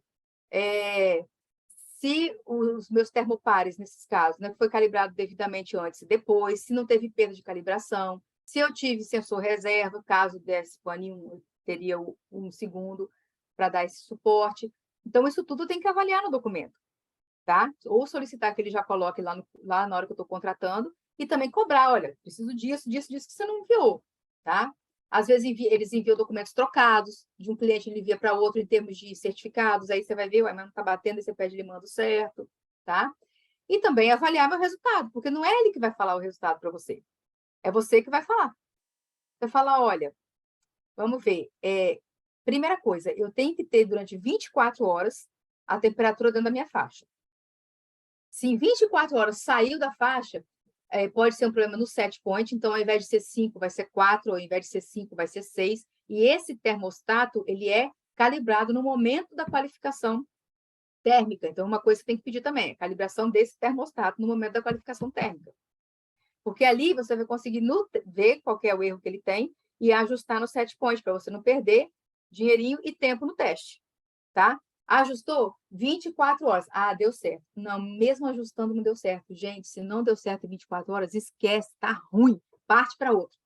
Não adianta querer tirar leite de pedra. Não vai conseguir, tá? Só vai dar dor de cabeça. Você vai ter que gerenciar um caos de excursão de temperatura. Bom, mas não, passou 24 horas, igual esse exemplo aí, esse desenho aí. É um freezer. Pode ser até aquele freezer do desenho que eu mostrei anteriormente. E ele, de tempos em tempos, ele aparece com um pico, tá vendo? Por cima da linha vermelha. Então, o que é isso aí? Esse é o momento do degelo do freezer. Assim como a câmara fria, a geladeira, eles têm um momento de degelo deles. Mas o que eu tenho que fazer? Ajustar a minha máquina para que o degelo não dê excursão. Que nesse caso aí deu excursão. Tá? Então, pode ser o caso de refazer, só que ajustando o set point mais para baixo, para trazer o degelo para dentro da faixa e não fora da faixa. Beleza? Um outro exemplo aqui, é uma qualificação térmica também de freezer, 24 horas. Ele começa lá bem, e depois todos os sensores estão subindo, tá vendo? Lá no finalzinho, eles já estão quase encostando na linha superior. Que é isso? Não está qualificado. Porque hoje está assim, amanhã já excursionou. Lembra que a amostragem é 24 horas só? 24 horas está assim, mas se você deixar esse teste mais 24 horas, você vai ver que vai começar a ter excursão. Então, você está aparentemente qualificando um freezer que não está qualificado termicamente. Então, tem que avaliar os dados, tá? Uma coisa é o freezer fazer assim, porque a gente entende, e é intervalo de tempo muito próximos, que é degelo, muito parecido o formato do gráfico. Agora, quando ele tem um formato, ele vai subindo, ele vai excursionar. Você vai ter problema, vai perder gelo nesse processo, e você vai estar achando que o gelo está bom, o gelo não está, ele não vai segurar o tempo que a caixa térmica foi qualificada para segurar, você vai perder produto, vai ter devolução, vai ter perda, isso vai dar ruim. Tá bom? Muito bem. Com relação a baú de caminhão, não existe resolução específica para baú de caminhão. Aí que ótimo. Aí fica à mercê. Quem acha que tem que fazer de um jeito faz, quem acha que tem que fazer do outro faz, quem acha que tem que fazer assim faz, assim não faz. Por aí. Tem empresas que usam aquela mesma ISO, né, desse exemplo aqui, para poder fazer de baú. Mas se ela usar a ISO, ela tem que usar termopar. E termopar para baú não é muito legal, não. Porque você vai botar carga, você pode danificar. Termopar, geralmente, a gente não usa para baú, a gente usa datalogger, e não é qualquer datalogger também não, tá? Datalogger calibrado, claro, tá? Datalogger precisa captar as informações a cada 5 minutos no máximo, o ideal é que seja de minuto em minuto. O erro máximo permitido do certificado de calibração desses dataloggers é de mais ou menos meio grau, e o software usado para baixar os dados desse datalogger precisa ser validado. Então, quem for fazer esse serviço para a empresa, né, que vocês trabalham, ou vocês mesmos forem prestar esse serviço, precisa ter datalogger muito bom, com uma exatidão muito boa, uma precisão muito boa, e o software tem que estar validado. Então, tem que apresentar o certificado de calibração, lógico, o protocolo, né, de qualificação térmica do baú. Se quiser fazer a qualificação de instalação e operação, pode também. E o relatório final da validação do software usado para baixar os dados e para programar o datalog. Tá bom? E aí, na hora que for fazer o teste com carga, usa aquele mesmo esquema, teste com carga, abertura de porta, queda de energia, que seria a simulação de pane do carro. A gente tem que ter cuidado, porque a gente tem que colocar a carga na altura que a gente vai usar no dia a dia.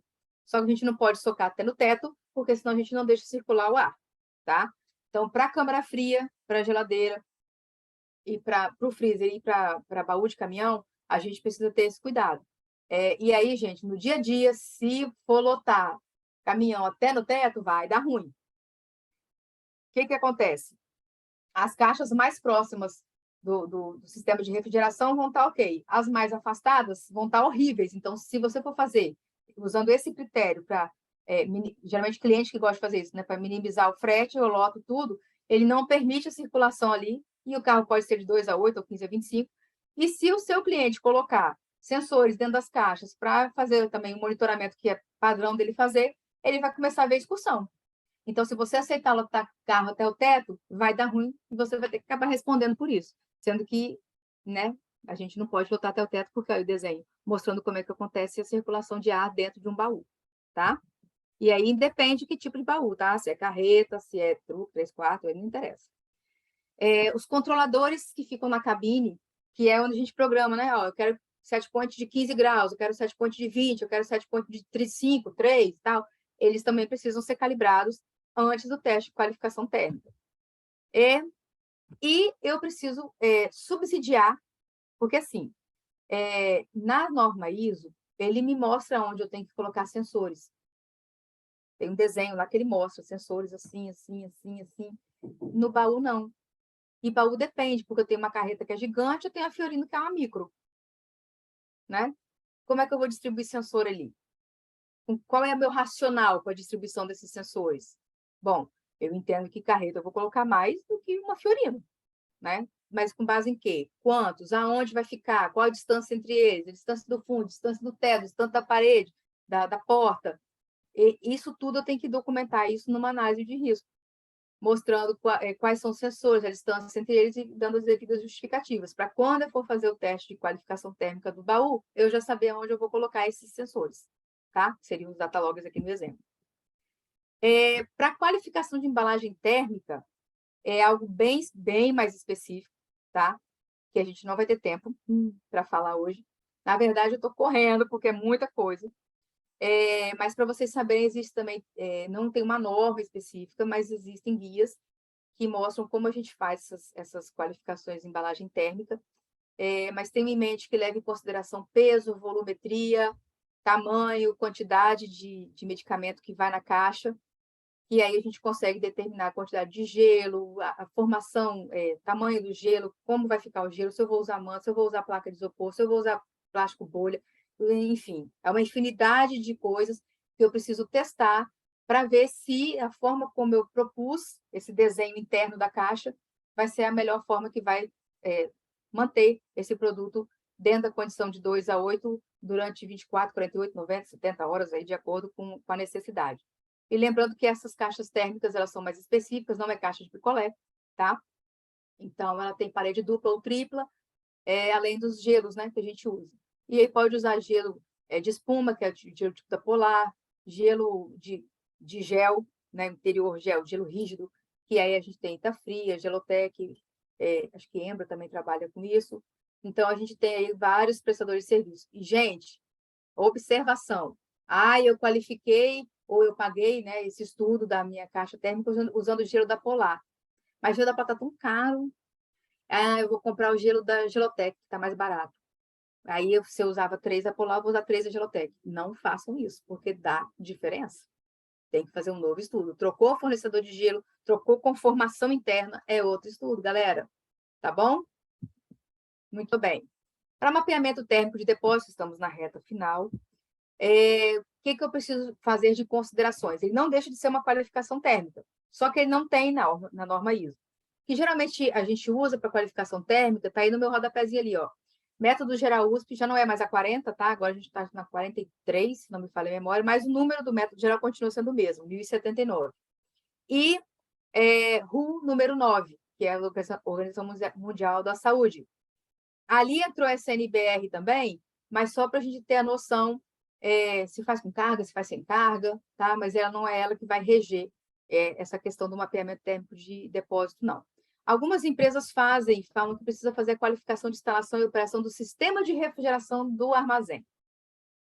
Não há essa necessidade, não, tá? Pelo menos assim, para nós que já temos o armazém funcionando, então ninguém vai tirar ar-condicionado do lugar e vai botar em outro, muito dificilmente. Se quiser fazer, pode fazer, não é uma coisa assim, nossa, mas não precisa dar tanto ibope nesse momento, não. Mas eu preciso ter uma análise de risco que vai me mostrar aonde eu tenho que instalar os sensores e de que forma eu vou instalar os sensores, tá? Qual é a distância entre eles, a altura. Então, assim, esse capítulo da USP e esse da Organização Mundial da Saúde, fala que você precisa espaçar os sensores na horizontal a cada 5 metros, tá? E o outro fala que você tem que medir as 3 alturas. Então, você vai pegar o pé direito, vai ver até onde o máximo que você consegue colocar de medicamento, vai dividir essa altura por 3, e aí você vai colocar em 3 alturas, e espaçando na horizontal a cada 5 metros. Tá bom? E aí eu vou fazendo essa verificação dentro do meu armazém. A gente vai ver no próximo desenho, mais ou menos, como é que eu colocaria esses sensores, essa distribuição desses sensores. E aí, precisa elaborar o guia, tá? Então, a gente tem aqui como um protocolo de mapeamento térmico de armazém, basicamente esse documento, que tem uma análise de risco, tem o protocolo, que é baseado nesses guias que eu falei para vocês. Eu vou ter o desenho, posso ter a planta baixa e uma foto, mostrando aonde que eu instalei esses sensores, tá? Também eu posso usar o mesmo data logger que eu uso no baú, eu posso usar para fazer o mapeamento térmico do armazém. Aí fica uma sugestão, esse data logger da Texto, ele é muito bom, caro, mas, né, fazer o quê? Tem mais caro que ele, tá? E ele tem um software que é gratuito, esse não é validável, e o software validado, que você consegue validar, né, que é o software validável, você tem que comprar, é bem carinho. Eu preciso fazer a configuração desse equipamento, então eu tenho que captar dados a cada 15 minutos, tá? Para mapeamento térmico de armazém, a cada 15 minutos, alguns pedem até 10 minutos, de 10 em 10 minutos eu faço a captação dessa temperatura e umidade, durante 7 dias corridos. E eu ainda preciso colocar um sensor externo para correlacionar o meu sistema, o meu armazém interno, frente à alteração climática externa, tá? E eu faço isso 2 vezes por ano. A gente seleciona os piores casos, e pensando assim, em termos de Brasil, fica até difícil, né? Porque no Nordeste, os piores casos é janeiro, fevereiro, março, abril, maio, julho, né? E já para o Sul, o pior caso é o inverno, porque fica com temperatura baixa, e o verão, porque fica com temperatura alta. O Sul é um excelente exemplo, assim, do inverno e verão, né? Mas aí a gente seleciona, geralmente, o inverno e verão, para a gente fazer esse estudo. Então, é semestral, gente. É semestral esse ano, é semestral ano que vem, é semestral no outro ano, até você ter dados estatísticos suficientes para você espaçar isso mais, tá? Para ser anual, bienal, e por aí vai. A gente vai executar o teste conforme protocolo, analisar os dados igual a gente faz com a qualificação térmica, é um gráfico também igualzinho.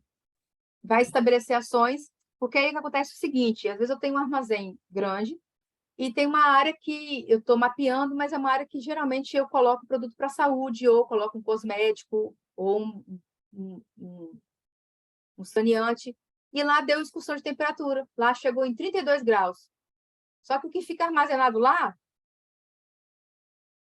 ficou lá. Eu só mapeei, porque o dia que se eu quiser... Geralmente a gente faz esse mapeamento, porque o dia que se eu quiser trocar de posição, ou não vou trabalhar mais com isso, que eu vou botar medicamento, eu já sei que ali vai ficar meio complicado de eu botar medicamento, tá? Então, o mapeamento ele vai te mostrar, ó, essa área aí é uma área que deu ruim, hein?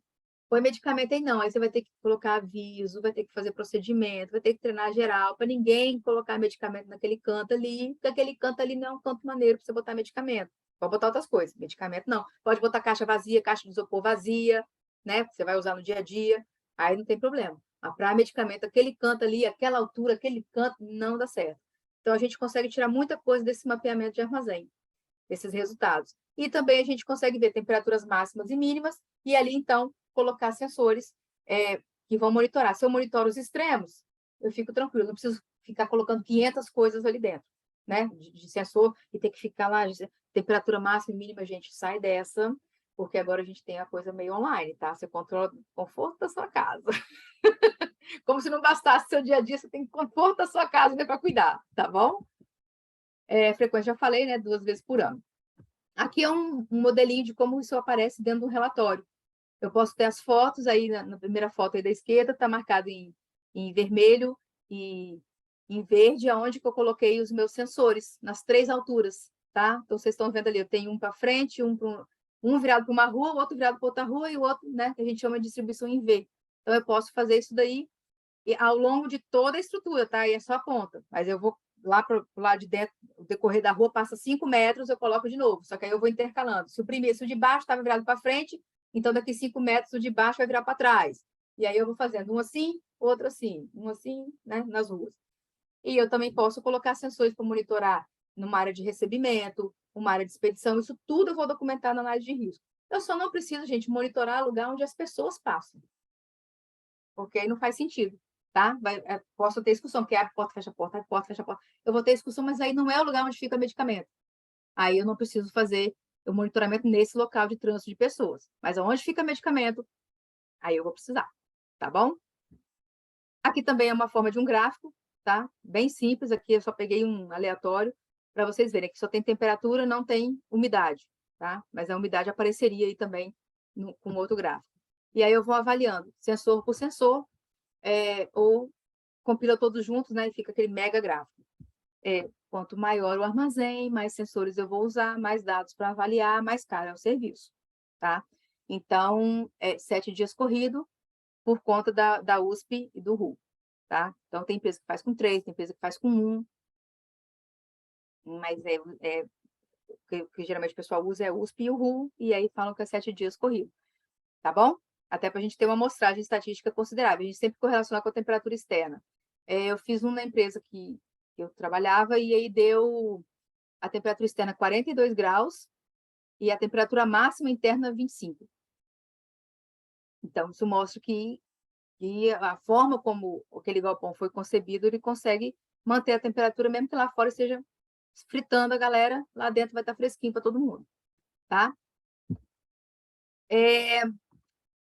Então, considerando isso tudo, esse monte de documento, essas monte de avaliação que a gente precisa fazer, a gente tem que lembrar de uma outra coisa, como se não bastasse tudo isso, ainda tem isso, tá? Que é o quê? Tanto o software quanto os equipamentos, eles têm um tempo de vida. Então, às vezes, não adianta você querer forçar a barra, tadinho. Tem um termogrômetro que não está dando a calibração mais. O erro dele está dando 3 graus. Sendo que o erro, para nós, logísticos, deve ser 1, né? Para uso no dia a dia. E aí? Eu vou mandar calibrar de novo. Vai que dou sorte e cai para 1. Gente, aqui, já deu, morreu, já era. Então, é hora de trocar. Software é a mesma coisa. Vai chegar uma hora que a empresa vai querer outro software, um software mais moderno, mais cheio de coisa e tal, que vai precisar descontinuar, né? Que a gente chama quando é software. Ou trocar quando é equipamento. Então, eu costumo falar assim, qualificar e validar é maneiro. Uhum. Difícil é manter qualificado e validado ao longo do tempo. Por quê? É uma manutenção preventiva que faz que troca uma peça importante. Trocou uma peça importante, eu vou ter que qualificar depois de novo. Mas se eu não tenho esse controle, eu vou falar que está tudo bem, mas não vai estar tudo bem. Que às vezes é uma peça que não é do mesmo lote, é uma peça genérica, que é mais barata, e não vai ter a mesma ação que teria a peça original. Então, eu tenho que fazer o estudo para comprovar que mesmo a troca não alterou a funcionalidade do equipamento. Se eu troco ele de lugar, muda a instalação, né? Se eu troco o motor, muda o desempenho, né? A operação não, eu vou ligar, ele vai ligar, ok. Mas e o desempenho? Ele vai ficar mais forte? Aí eu vou ter que mexer no set point. Então, tudo isso muda. Uma vez que eu qualifiquei com um determinado set point, eu não posso mudar o set point, a não ser que tenha um estudo que fale agora, você tem que mudar, tá? O software é a mesma coisa. Eu tenho um software que está na versão 24.2.5. Daqui a pouco, ele revisa, vai para a versão 24.2.10. Eu tenho que saber o que mudou, porque se é algum parâmetro crítico para boas práticas, às vezes é um relatório que ele deixa de gerar, às vezes é um bugzinho que ele busca o dado no banco e não está naquele mais, ele dá um bug. E aí, como é que fica? Você quer ver o exemplo? Quem faz a parte que usa o sistema, né, para emitir os relatórios para a vigilância sanitária do RMV, relatório mensal de venda de controlado, e que também faz o livro de controlado no sistema. Gente, valida o sistema, porque tem sistema que dá bug e a parada é controlada. Então, entenderam? Dá ruim. Se você perde um dado no controlado, você perdeu. Vai comprovar agora. Vai surtar. Então, valida o sistema para garantir que também esse modo de controlado está funcionando, beleza, e está isento de erro. Só que você tem que monitorar isso, você tem que auditar o seu sistema, você tem que desafiar o seu sistema. Porque se você não fizer isso, é uma versão que muda, você não tem esse controle, essa manutenção, ela mudou, ferrou com o seu relatório de controlado. E você está tranquilão, achando que está tudo bem. Só que todos os, sei lá, os fentanil que você tem lá, qualidade de fentanila, né? Não está saindo no relatório, só que você não percebeu. Quem percebeu foi vigilância, ou foi outra pessoa. E aí, até você explicar, gente, já morreu, infartado. Tá bom? Então, tenha em mente que depois que você qualifica, depois que você valida, você ainda precisa acompanhar esse processo para continuar mantendo ele validado, continuar mantendo ele qualificado, avaliando as mudanças que foram feitas e os impactos sobre as qualificações e validações que foram realizadas. Quando você for tirar um equipamento, quando você for, né, enterrou, acabou, morreu, um equipamento de uso, você precisa ter uma planilha, lembra do inventário? Vai falar tudo, ele vai estar em uso, vai estar obsoleto, vai estar em manutenção, você precisa ter isso atualizado, tá? E, claro, se você vai obsoletar um equipamento para ele ser substituído por um outro, você já tem que estar qualificando esse, para quando você matar esse aqui continuar a vida. Quando é software, você também vai precisar de quê? De um plano de descontinuidade. Como que eu vou fazer a migração dos dados para eu não perder dado? Porque quando a gente vira sistema, ou seja, quando a gente troca um sistema pelo outro, é complicado. Então, a sua TI ela vai precisar ter todo o arcabouço, e isso em procedimento, porque o procedimento também entra em validação, né, que é um item que é verificado se a empresa tem. Como que ela vai fazer para recuperar dado que perde? Né? Se ela vai armazenar em 2 servidores ou 3, aí vai ter todas as informações ali. E como ela vai fazer para descontinuar? E quando ela vai trocar? Eu vou matar um e vou começar o outro. Como é que eu vou garantir que as informações eu não vou perder na hora que eu migrar de um para o outro, tá? Então, isso também precisa ser considerado quando a gente está falando de validação de sistema. Beleza? Eu não sei se eu ajudei, se eu piorei, se eu surtei. Mas, se vocês tiverem dúvida, está aí meu contato, tem meu e-mail, tem o WhatsApp, pode perguntar, não desespera, tem jeito para tudo, tá? Só não tem para morte, mas o resto tem. Tá bom, pessoal? Obrigado pela atenção, viu? Grande abraço. Carla, que aula, hein? Maravilhosa. Ui! Gente, eu fiquei assim, impressionada, muito bom, parabéns mesmo. Aqui no chat, alguns comentários de parabenizando, né? Ajudou bastante, muito interessante. Queria passar a palavra para a Karina, e para ver se houve alguma pergunta aqui no chat ou se houve alguma necessidade de explicação, tanto a Karina quanto a Cristiane. Parabéns aí, Carla, você arrasou como sempre, né? Oh, meu Queria Deus. agradecer muito aqui, tanto em nome da nossa comissão, de todos os farmacêuticos acadêmicos também, do CRF também, porque para a gente assim, é bem engrandecedor sempre que você passa um pouquinho do seu conhecimento aí. Obrigada. Eu peguei algumas perguntas aqui, a Luana perguntou se você vai disponibilizar os slides aí. Posso disponibilizar, não tem problema não. Já passo, logo terminar aqui, eu já passo no PDF lá para a Sheila, tá bom? E o Islam Gomes perguntou se o profissional desta área ele tem remuneração diferenciada do piso. Então, geralmente, a gente tem farmacêutico prestando esse tipo de serviço, tá? Mas ele não é responsabilidade do responsável técnico. Então, não tem muita relação com piso, tá? A gente vê muito engenheiro mecânico, que trabalha muito com essa parte de qualificação e validação, tá? E aí vai o preço que eles colocam no serviço. Se você é farmacêutico, você precisa ter curso, você precisa ter, né, um know-how para executar isso aí. Você vai montar o seu preço para você oferecer. Se você é responsável técnico e sabe fazer isso daí, não é a sua atribuição como responsável técnico. Então, é uma coisa que você pode negociar com a empresa, se ela te contrata por um valor acima do piso, né? Porque você sabe fazer isso, então você vai trazer esse benefício, essa economia para a empresa, não vai precisar contratar alguém, ou se eles te pagam esse serviço, um contrato de prestação de serviço ou alguma coisa nesse modelo, tá bom? E uma outra questão também aqui, o Fábio Augusto perguntou sobre a ISO, qual que era a ISO, né? Mas a Débora Gomes, que está aí também antenada, já respondeu, nossa colega aí. Isso acho aí. que é só isso as perguntas, não teve mais aqui, pelo menos no chat, não. Mas se tiver alguma também, tem um e-mail lá, acho que foi a Sheila que colocou, para poder fazer, e a gente responde depois também, né? Isso aí. Obrigada aí, muito obrigada a todo mundo aí que ficou até agora aí assistindo também. Valeu, gente. Obrigado, viu? Cristiane, você quer dar alguma palavrinha?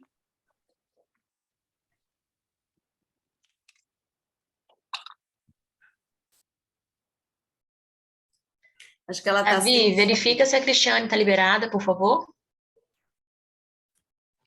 Agora sim. Agora veio. Nossa, eu queria, na verdade, só mesmo parabenizar a Carla pela excelente aula. Realmente, a gente está aqui no grupo, no nosso grupo, né? Eu não coloquei no início, mas nosso GT é composto por farmacêuticas que trabalham em vigilância sanitária, né? A gente procurou ter representantes de todo o estado, então eu estou aqui em Cachoeiro de Itapemirim, né? Na Regional Sul, tem colegas em Colatina, na região metropolitana, Vitória, Vila Velha, Serra, Cariacica. Então, assim, até tem o pessoal do GTT todo aí, né? Um abraço para todos aí. A gente está aqui simplesmente assim, falando que realmente é muito conteúdo, mas que a gente precisa ir começando a se familiarizar, né, com esses conceitos, e realmente precisa de pessoas que têm essa qualificação, esse preparo que a Carla tem para passar esse assunto tão complexo, né? E a gente começar a ter um entendimento. Quando a gente começou a estudar RDC 430, a gente realmente percebeu uma complexidade grande, né? E nós, de vigilância, percebemos isso e a gente entende que quem está ali na ponta sente da mesma forma. Por isso a ideia, né, da gente fazer essa aula, esse Capacifarma. Então, foi bastante proveitoso. Vamos assistir de novo, né? Ficou gravado. Os colegas que não puderam também, a gente vai divulgar, né? Apesar, o horário é um pouco tarde, tem gente que não pode, mas foi excelente, Carla. Parabéns. Realmente só agradecer a sua disponibilidade. Obrigada, eu que agradeço a oportunidade, viu? A oportunidade é nossa de aprender. Eu queria agradecer a todos vocês, em especial a Carla, inclusive ela autorizou que a aula fosse gravada, então vai ficar disponível no YouTube para a gente poder democratizar ainda mais todo esse conhecimento que ela passou e assistir outras vezes, quem já assistiu agora, mas principalmente passar a informação para os colegas que não tiveram oportunidade de estar presente aqui ao vivo, né? Então, assim, em nome do Conselho, viu, Carla, te agradecer muito, agradecer os 2 GTs na figura da Karina e da Cristiane, que têm feito um trabalho, assim, exemplar, e que a diretoria só tem orgulho de ter vocês trabalhando junto conosco, viu? Agradecer a equipe do Conselho, que está aqui sendo representado pela Sheila e pelo Davi, né, que está aqui conosco também, para realizar esse Capacifarma tão brilhante. Nós tivemos aí com a audiência toda focada, ninguém saiu, ficou todo mundo focado mesmo, viu? Então, assim, desejar a todos uma boa noite, lembrar do Capacifarma de sábado, que vai ser maravilhoso também, não percam, e dizer que o Conselho está sempre de portas abertas e à disposição de todos os farmacêuticos, tá bom? Um abraço a todos e boa noite, viu? Boa noite. Boa noite a todos.